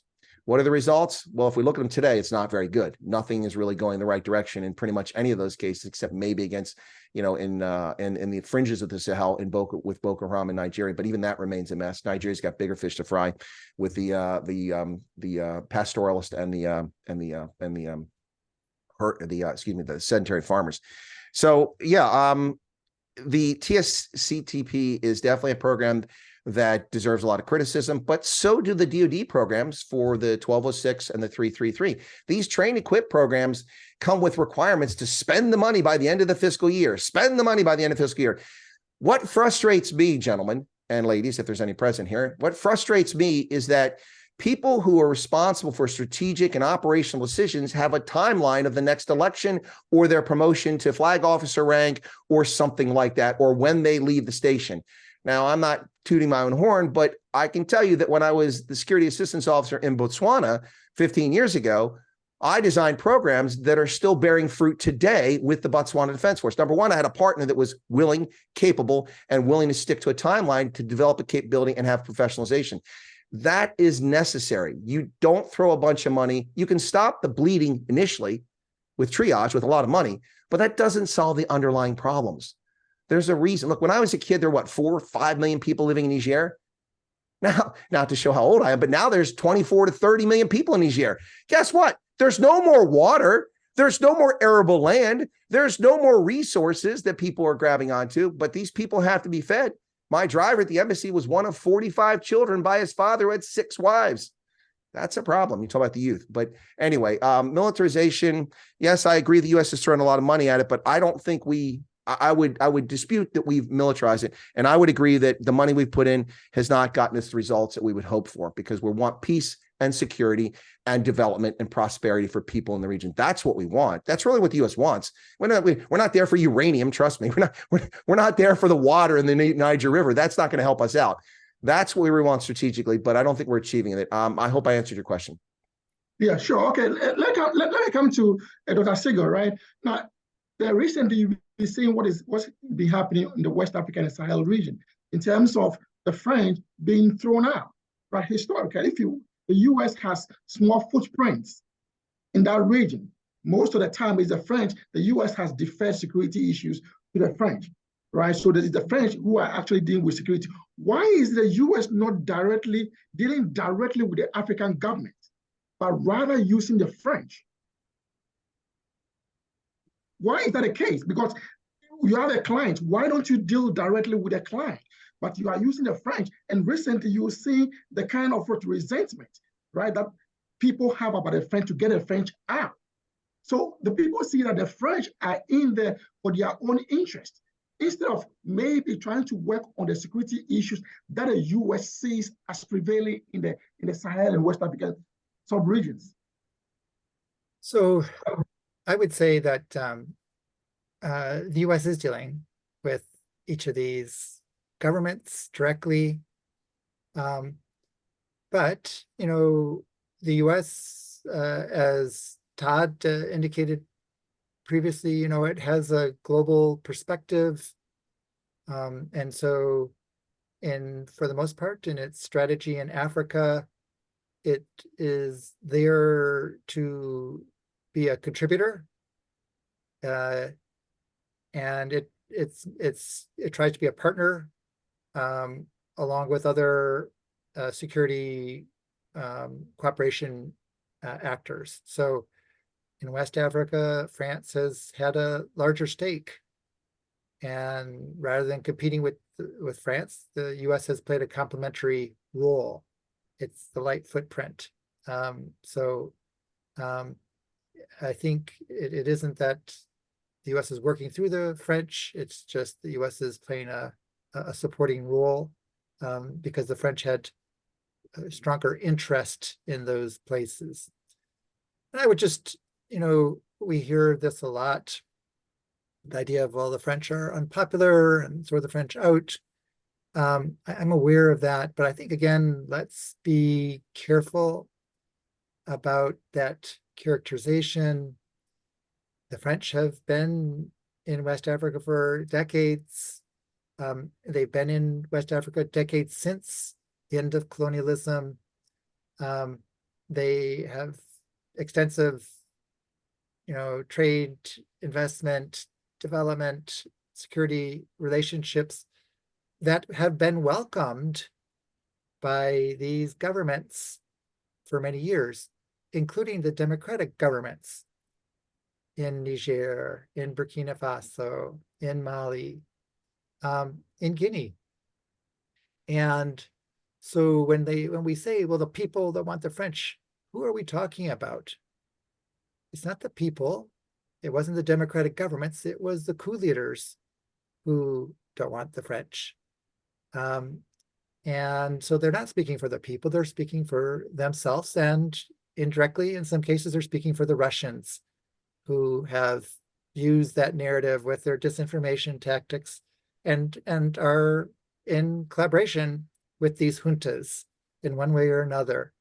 And so, you know, we have to be careful about not just parroting these narratives about how unhappy the people are with the French. This whole thing about the French has come up since 2020. And of course, there's a long legacy I'm aware of, but the way that it's been weaponized as a information narrative has really come up in the last few years. And I think this is again where you need to work through democracies. If a democratic government doesn't want an external partner there, then they ask them to leave. And those democratic governments could have done that with the French at any time. They didn't. And so I think we just need to be cautious about continuing to characterize it in that way. Thank you. All right, thank you very much. Lieutenant Corker, can we get your brief take on that very issue? Why we are not working with a client state, but we are using the French? Why is that the case for the U.S.? Thank you for the question, and Colonel Wyatt and Professor Siegel, thank you for your remarks.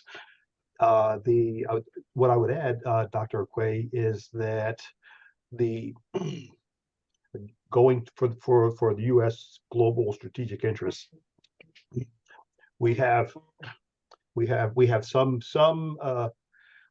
when we do what we say is the global employment of the force. How are we aligning our forces against our interest around the world? Some of them fall into the category of main effort. And so we have main efforts in Asia, we have main efforts in Europe and elsewhere. And outside of the main effort, then we have what we call as an economy of force effort. And the economy of force effort is that effort that gets that is generally the lowest priority and gets the proverbial whatever's left over. And so for DoD in Africa, it was a low cost, small footprint approach. And as a result, you don't see the only enduring U.S. presence in Africa is in Djibouti. And then also, we have our combatant command in Germany. So again, that just kind of puts it into the context of comparing apples to oranges, the big guys and the big threats in contrast to others that are not the big guys and that don't pose that type of a significant threat. So that is again putting the U.S. in some context. In terms of the French, they have what a lot of Africans, even I understand what Dr. Siegel said about the people and the leaders and the narratives coming from other parts of the world. In my interaction with Africans, what they may not know, and this is getting with Chris and the history, and the UK and France's,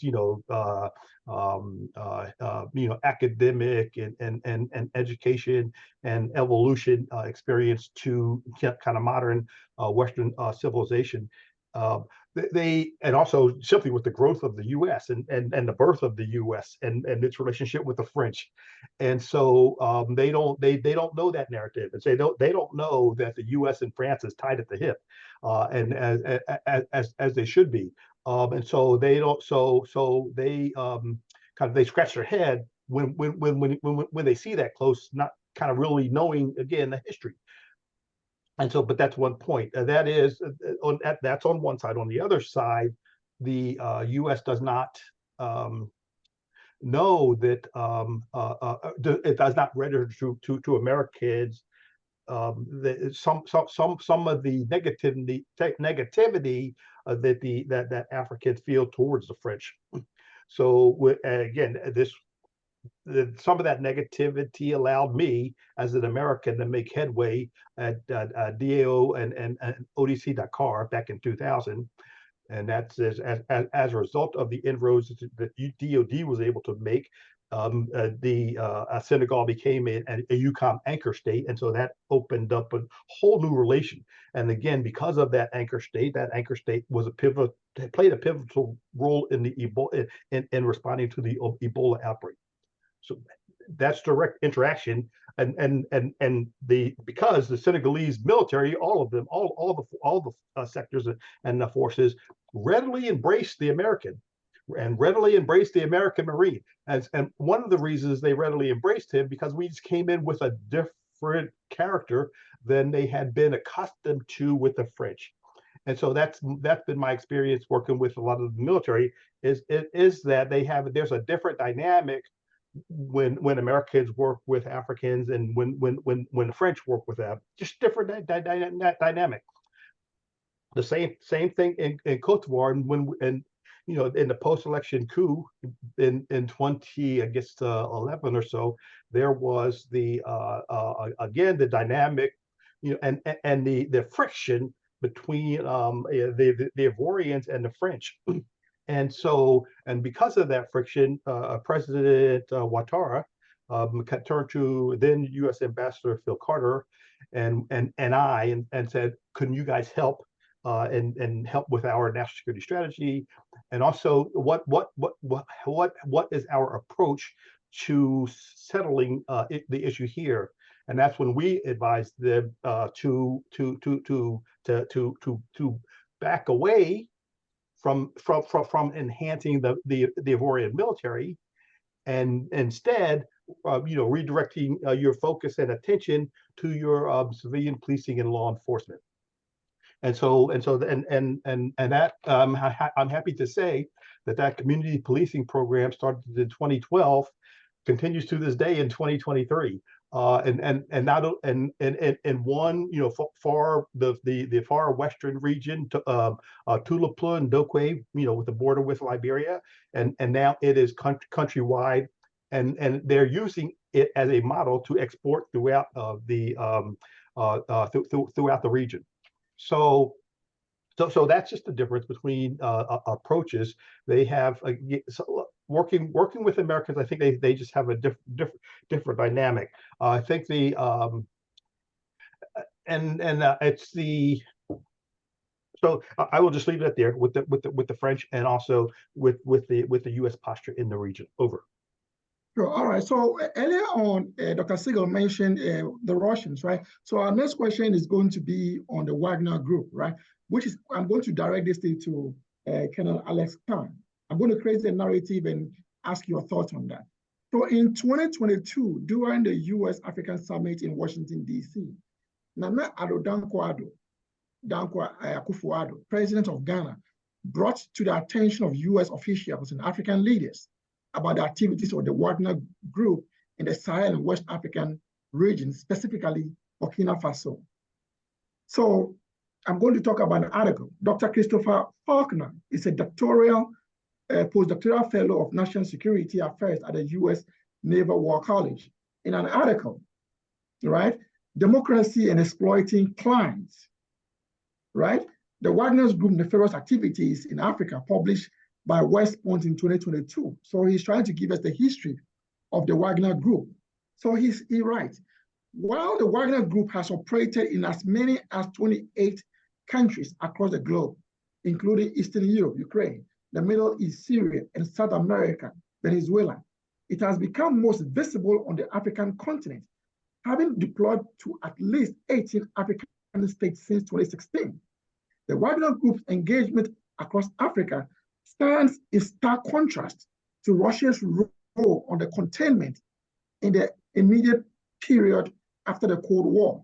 While the Soviet Union and the West often competed for influence across Africa throughout much of the Cold War, the collapse of the Soviet Union led to Russia's rapid disengagement with African countries, including the closure of at least 9 embassies.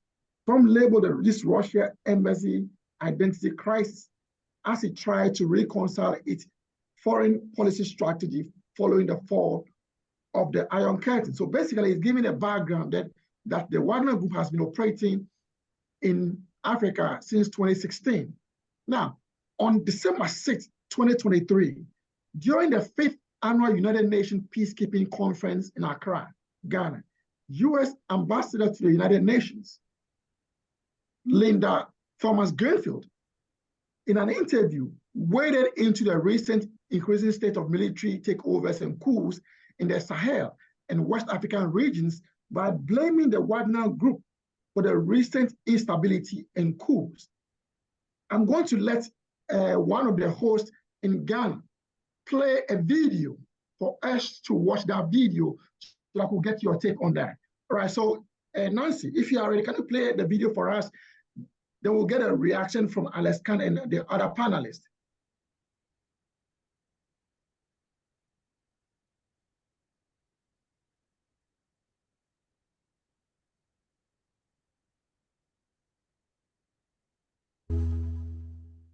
And some of the major stories making the rounds across the African continent. But tonight, the United States representative to the United Nations is wading into the increasing spate of military takeovers, especially in West Africa, taking on the Russian mercenary group Wagner for masterminding instability in the region. Linda Thomas-Greenfield, who is joining the United Nations Peacekeeping Ministerial Summit underway in Accra today, gave a lecture at the Kofi Annan International Peacekeeping Center, where she reiterated the commitment of the United States government towards combating violent extremism in Africa.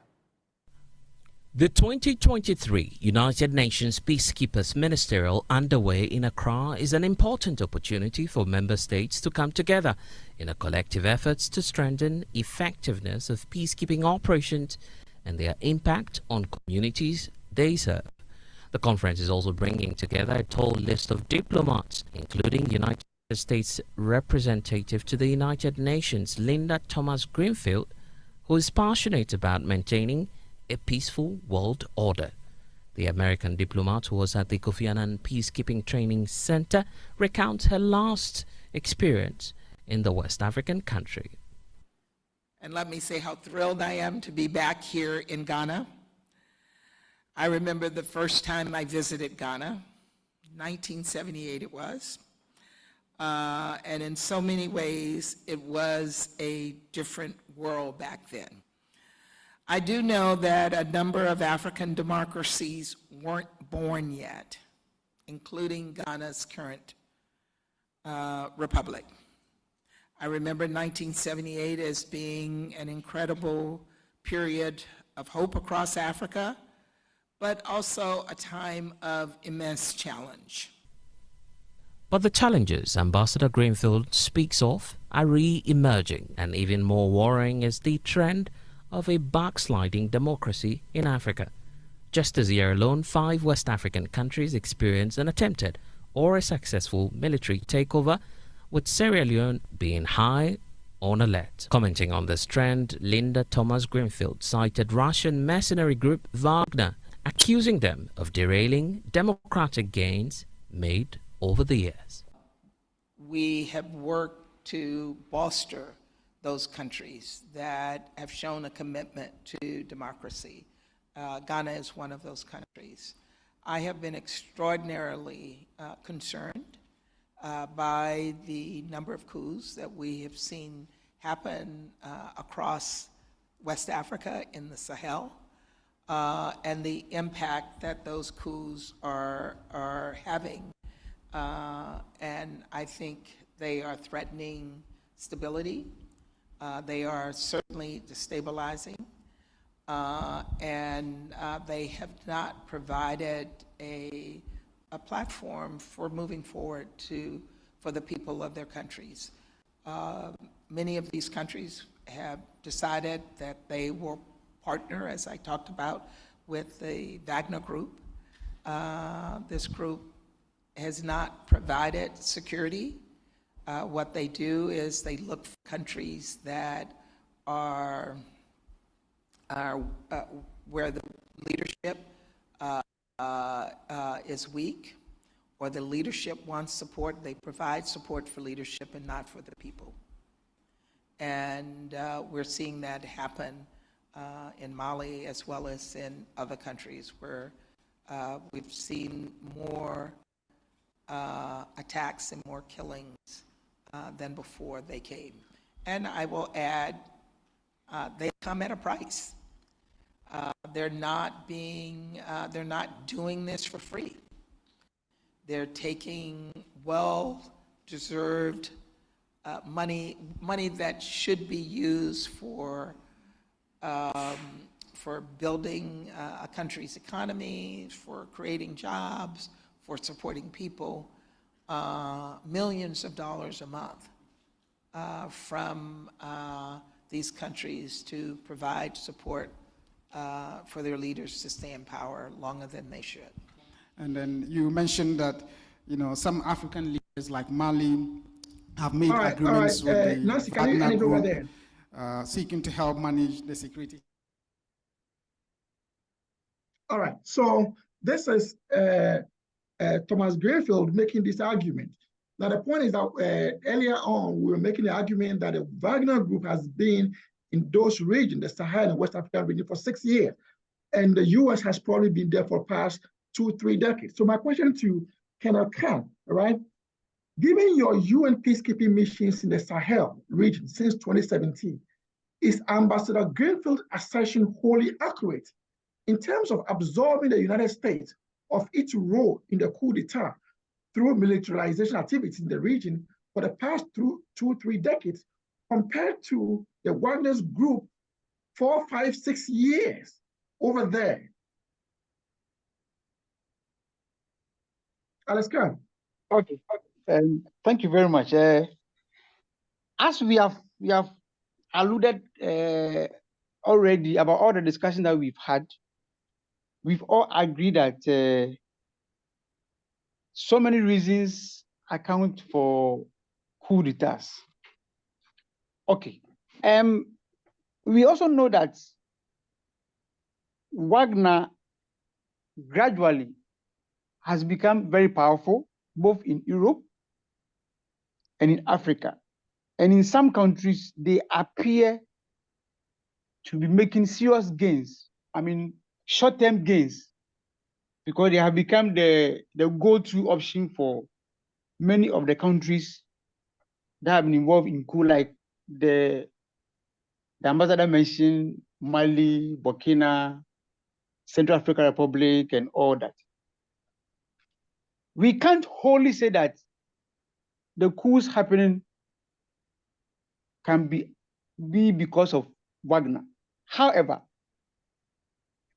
because Wagner is more or less the default option that you can easily go to, because I know that if today I do a coup, as long as I have minerals, I have timber, I have gold, I can easily, or Wagner is readily available to support me, take care of my security issues, if that is my immediate concern. There's evidence of all that Wagner has done especially in Central African Republic and recently in Mali, concerning issues of human rights abuses. We know all the effort the US has made, billions of investment in trying to help some of these countries regarding their security issues.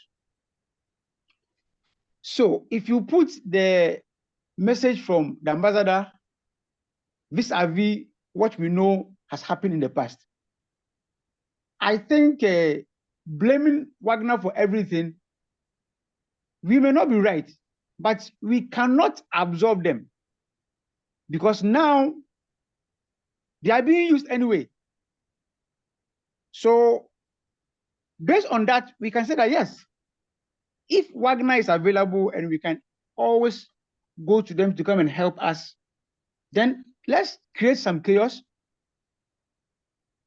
because they are always available. And sometimes it's even alleged that they help in the creation of the chaos, so that once there's trouble, there's a need to invite them to come and help. So we may not be wholly right to blame Wagner for everything, but we will not be also wrong to say that yes, they are contributing, because we know that the military part that we know is not just what Wagner is made of. There are several things that they do, both politically, socially, and all that. So yes, Wagner may be a contributing factor, but I don't think we can blame them completely. Thank you very much. All right, let me come to Dr. Sego. All right. Now, apart from Russia outsourcing this security issue to Wagner, and apart from its geostrategic and geopolitical influence in trying to counter US and Western allies over there, African countries in the Sahel have a homeland security issue. And they see that Wagner as being the perfect go-to guy to help them to resolve this issue. They have been there, the US and Western allies have been there for over 2-3 decades. And African countries are still having these problems, right? Wouldn't it be right in some sense for them to say, okay, you know what? These people are there, they are right, they are ready to deal with us as a client state, and we have the resources. Why don't we go to them for them to help us deal with our homeland security challenges? Well, there's a lot of layers to the issues that you're raising. So let me start, first of all, with puncturing the myth about Wagner's effectiveness. The number of violent extremist events in the Sahel, since Wagner came into Mali, so since since 2021, we've seen a doubling in the number of violent extremist events. Moreover, we've seen a tripling in the number of fatalities involving these extremist groups. Moreover, since Wagner came in, we've seen a skyrocketing in the number of human rights abuses at the hands of Wagner and the military in Mali. Over 500 people are linked to, more than 500 fatalities are linked to Wagner. In fact, three-fourths of all the fatalities involving Wagner involve violence against civilians in Mali. So there's a misnomer that Wagner is there to provide security support to help protect the citizens. Wagner is there to help keep that regime in power. That is what it's there for. That's what they're getting paid to do. And so it serves the interest of the junta. It serves the interest of the Russians. Now, you're asking, well, since the problem has been around, and in Mali, really, we can look at the last decade of the violent extremist groups gaining traction and momentum. It's fair to say, yes, the problem has gotten worse. However, I would challenge the framing that, well, the French have been there during this time and it's gotten worse, so it's the French's problem. It's France's problem. The problem is Mali's problem. And the French came in 2012 to help stabilize Mali when the violent extremist groups were sweeping down from the north. It looked like they could take over urban areas, including Bamako.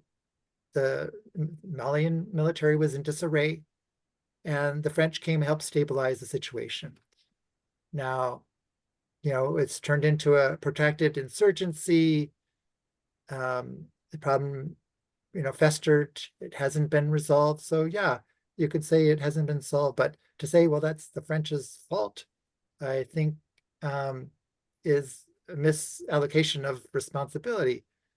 Finally, I would say, this is a regional problem, the security threat. It requires regional solutions. And that was part of what was happening. You had the G5 Sahel, you had ECOWAS, you had the Europeans who were pouring more effort and troops into it. So the EU was coming in to support the French.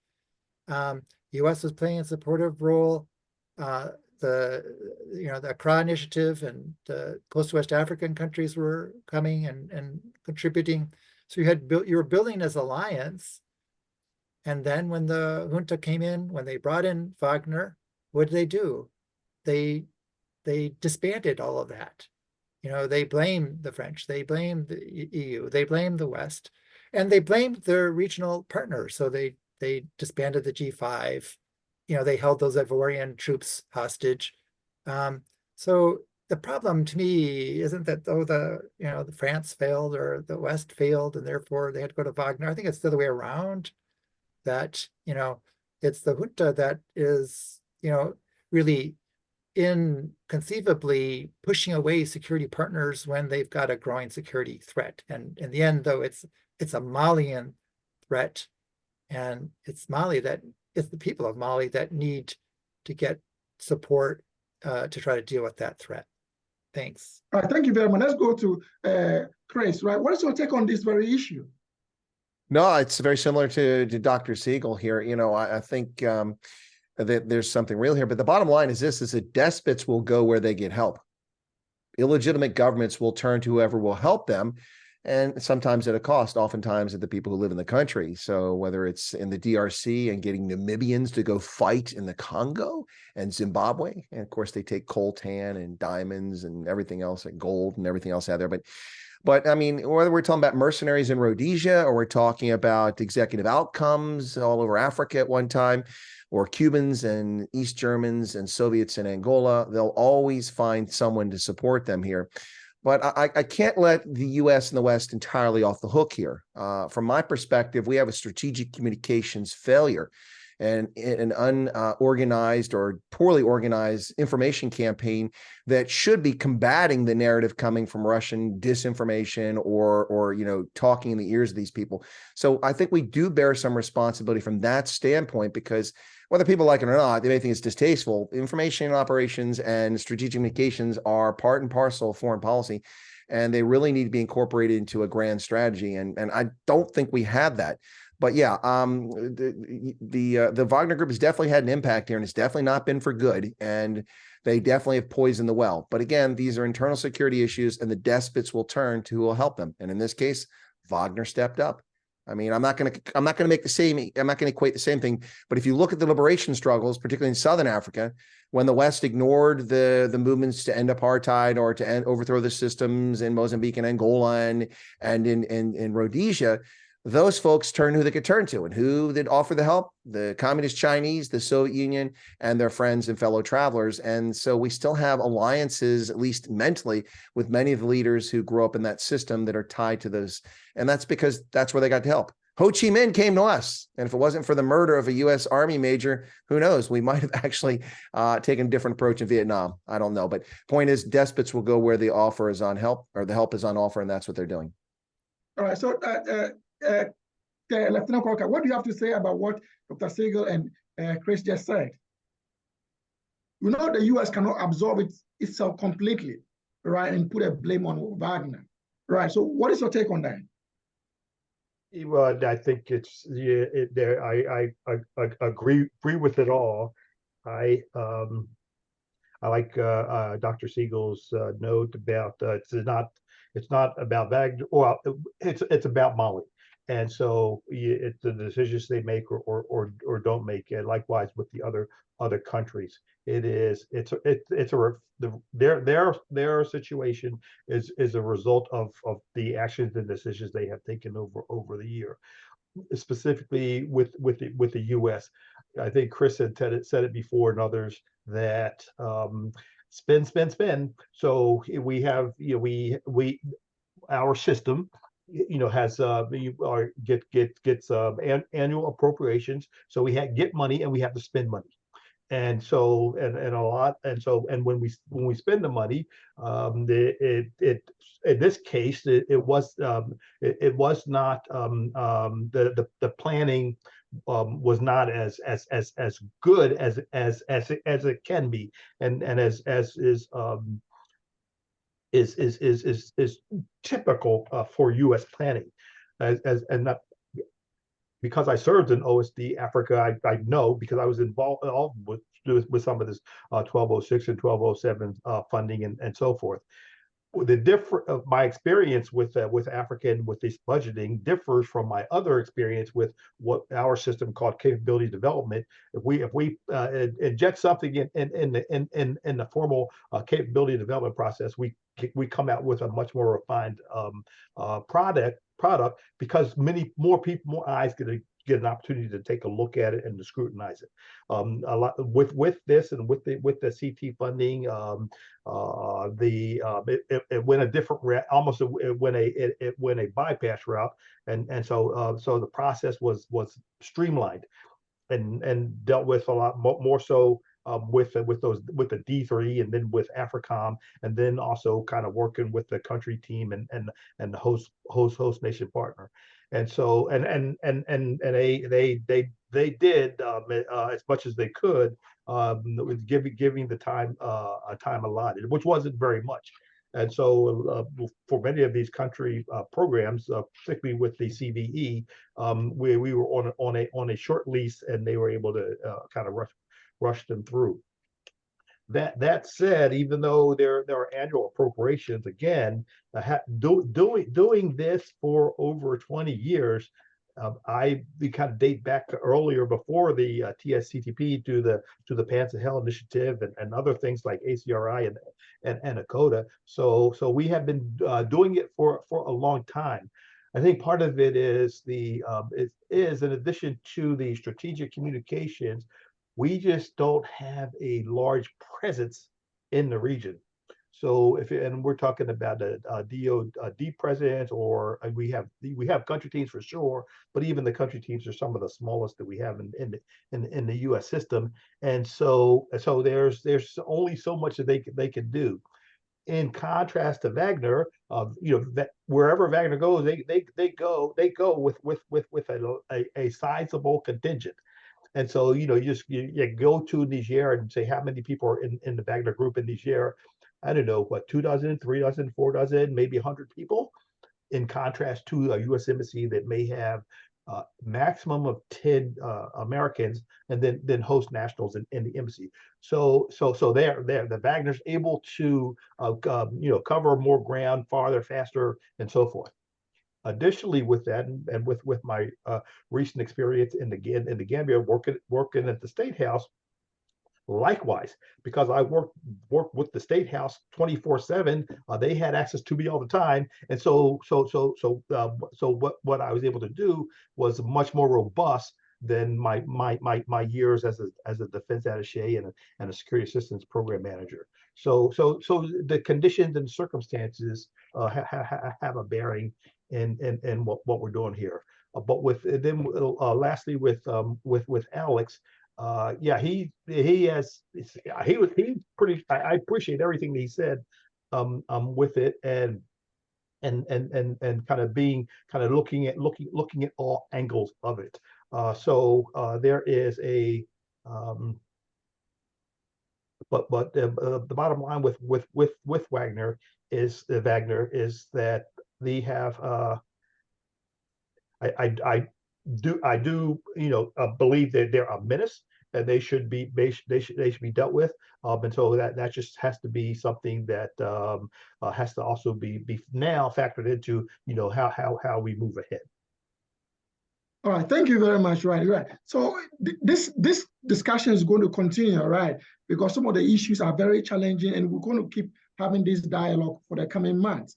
Right. So before we say goodbye, let me get your closing remarks on what we have discussed so far, because the purpose of this program is to educate and inform policymakers, especially those on the continent, because they do not have access to American officials. So we want to be that gap that is able to bridge that gap between what African leaders or African policymakers and those on this side. We want to bring them together. So what is your closing remarks as we proceed in the coming days to continue with the discussion on U.S.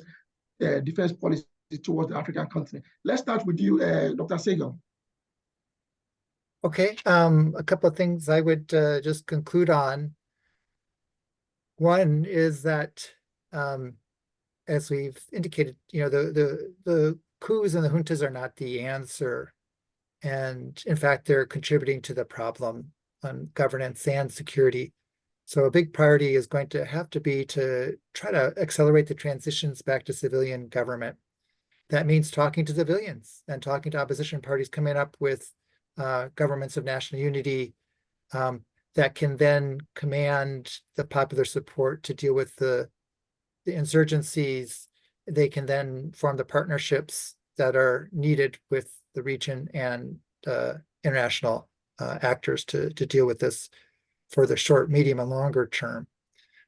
So it ties into the second point that the region, this is a regional problem. You need regional cooperation, and the U.S. and international actors should be doing everything in coordination with ECOWAS to try to provide coordination with this.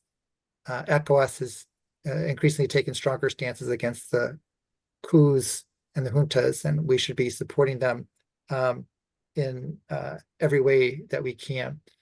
And then the third and final point is that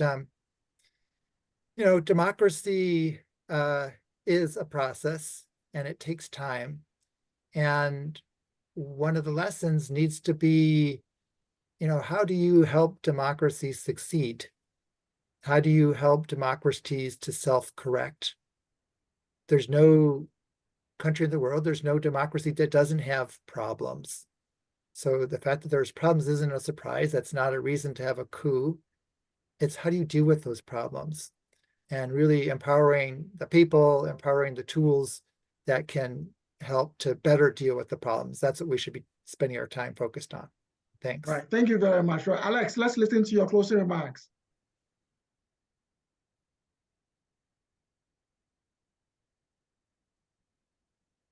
Alex, if you are there, let's listen to your closing remarks. Yeah, thank you very much. I think now the coups coming up are becoming more of problems than solutions. So, just like Dr. Sahel said, yeah, I think now the issue is most of these countries are already being supported by so many partners. So when these coups come, in most cases, either the support is stopped or it will not come in as it's supposed to be. And you end up making sure your citizens you claim to save suffer than before. So we need, though again, the democracy is not perfect, at least there's evidence that it has been better than coup d'etats. So we need to do all that we can do to discourage future coup enthusiasts. And when we know it's going to happen, we do everything to stop it. And that when they have happened, regional bodies like ECOWAS and AU, it should do everything they can do to make sure it is reversed as soon as possible. Thank you very much. Thank you very much. Let's go to Kenneth Chris. Absolutely. A couple points very quickly. First off, thanks a lot for the invitation. It's a pleasure to be back in touch with you again. And also, I know Dr. Siegel's worked for years at the Africa Center, so it's great to see that and to meet with Todd here. But one, I think that we really need to have a practical approach. We didn't have a chance to talk about this here. Charles Taylor left power in Liberia because an agreement was brokered, and it wasn't great and wonderful for those who suffered under his regime, but it was a solution, and he left power, and it gave Liberia an opportunity to recover and advance. But of course, we reneged on that with the Nigerians and tricked him, and he wound up in jail. But you need to have an off ramp here. We can't simply just say sanctions, shut down, no engagement. There has to be a happy medium somewhere, and that may be distasteful. But this all started, in my view, with Augustino Pinochet. Pinochet was a former head of state, and they was at the Spanish court, I think, or a Belgian court, issued a warrant for him. He was arrested, and it was very unseemly. If despots come in power, and the only way they're going to leave power is out the barrel of a gun or when they're buried, then you have Yoweri Museveni still in power since 1986. You have Robert Gabriel Mugabe in power ridiculously long period of time. And these despots never leave office. So we need an off-ramp, and that's not always fun. But don't reward these people for their malfeasance, but you need an off-ramp here. Also, it's very disappointing that regional organizations aren't as successful as we'd like to see them be. ECOWAS has certainly made great efforts to try to do things in Gambia, also in Niger and Mali, with varied success. But really, for me, the most disappointing one here is the failure and collapse of the G5 Sahel, which held great promise both as an economic and as a military alliance, but its execution was not particularly good. And I'm a little heart sore because I actually lectured at the G5 Sahel Defense College. And at number 3, as a military officer, what really disturbs me about all of this is, as Dr. Siegel alluded to early in the conversation, these officers and these sergeants took an oath to support and defend the Constitution and the laws of the land. We need to hold people accountable for that before coups and indoctrinate and inculcate these values. Listen, I did not agree with many of the policy decisions of those whom I served under, both in the civilian establishment and in uniform. But I took an oath to support and defend the Constitution. I didn't support an oath. I didn't take the FERA oath to support, George Bush or Bill Clinton or Donald Trump or Joe Biden. I took it to the Constitution. And we have to inculcate this when we educate our military all the way down to the lowest levels. And part of this, and this is esoteric maybe, and it's definitely pie in the sky, but it's a long-term thing. One of the reasons why Botswana is successful as a country, although they've got challenges, is they created a national identity. And people say, well, that's easy, Chris. It's all homogenous. That's not true. The Botswana are very different people, and whether they're Bangmanwato or Bakwena, it's very different. And they're on the Botswana side or they're on the South Africa side of the border. But the point here is they formed a national identity.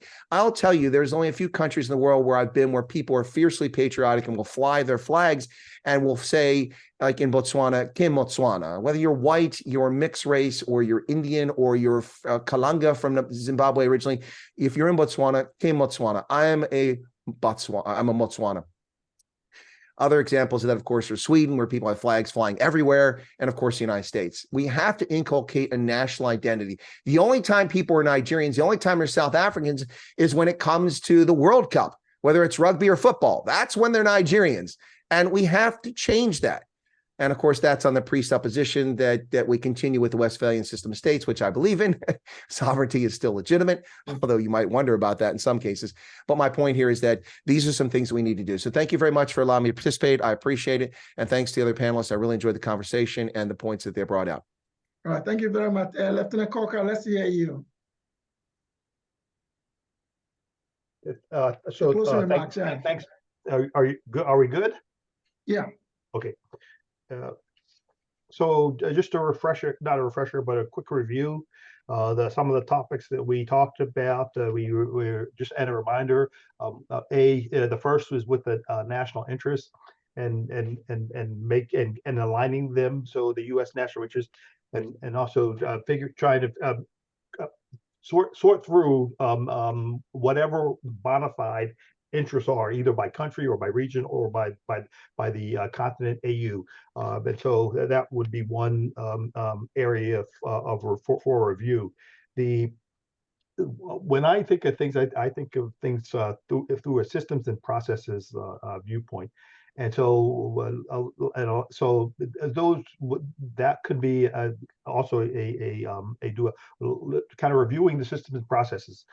We asked earlier, Dr. Quay, is that with the particularly in Ghana now, and some of the corruption has appears to have returned. What comes to my mind is, okay, well, what in the system will produce what or the process will produce what the process designed to produce. And so because the process is producing corrupt people, the question is, okay, what in the process is maybe has a hand in that. For the elections, Professor Dr. Siegel kind of mentioned democracy and democratization, and it's a work in progress. That said, that's on the on the list of areas to address. And so how do we improve them? I talked about the ones, the folks that I thought had some play in the matter here in the U.S. The National Endowment for Democracy and the International Electoral Commission and so forth, so on and so forth. So that would be things that, well, wait a second, this process is not producing what we kind of what a reasonable expectation of what it should produce. So revisit that and then go back and see where or what needs to be adjusted. They have a lot of experience, as with Colonel Wyatt, is with security sector reform. And so, and most recently with security sector reform, I think would be useful going forward, is in doing it and using the AU methodology and using ECOWAS documented methodology. In the Gambia, we came up with 5 strategic priorities.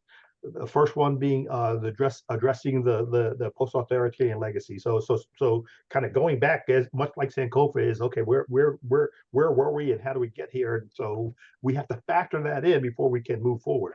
The second is we talk where many countries are lacking is in what we refer to as strategic or security, legal, and policy frameworks.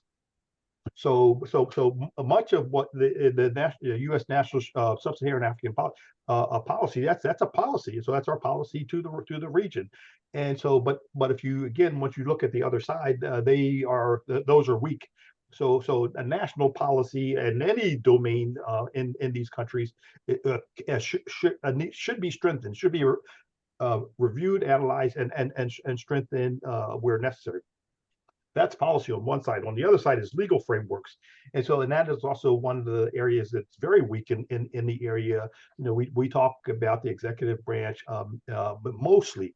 And so again, when the coups overturn the executive branch, we have the other branches of government are weak. And so they don't rise to the level of the executive. And so that's part of the balance and the challenge with democracy in my area of expertise, and that's West Africa, is lacking. And with that is the third area was oversight and accountability.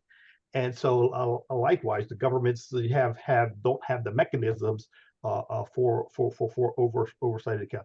The fourth priority was what we refer to as these cross-cutting perennial challenges, and first and foremost, corruption, and last but not least, in the priorities are reform specific to each institution, security sector institution.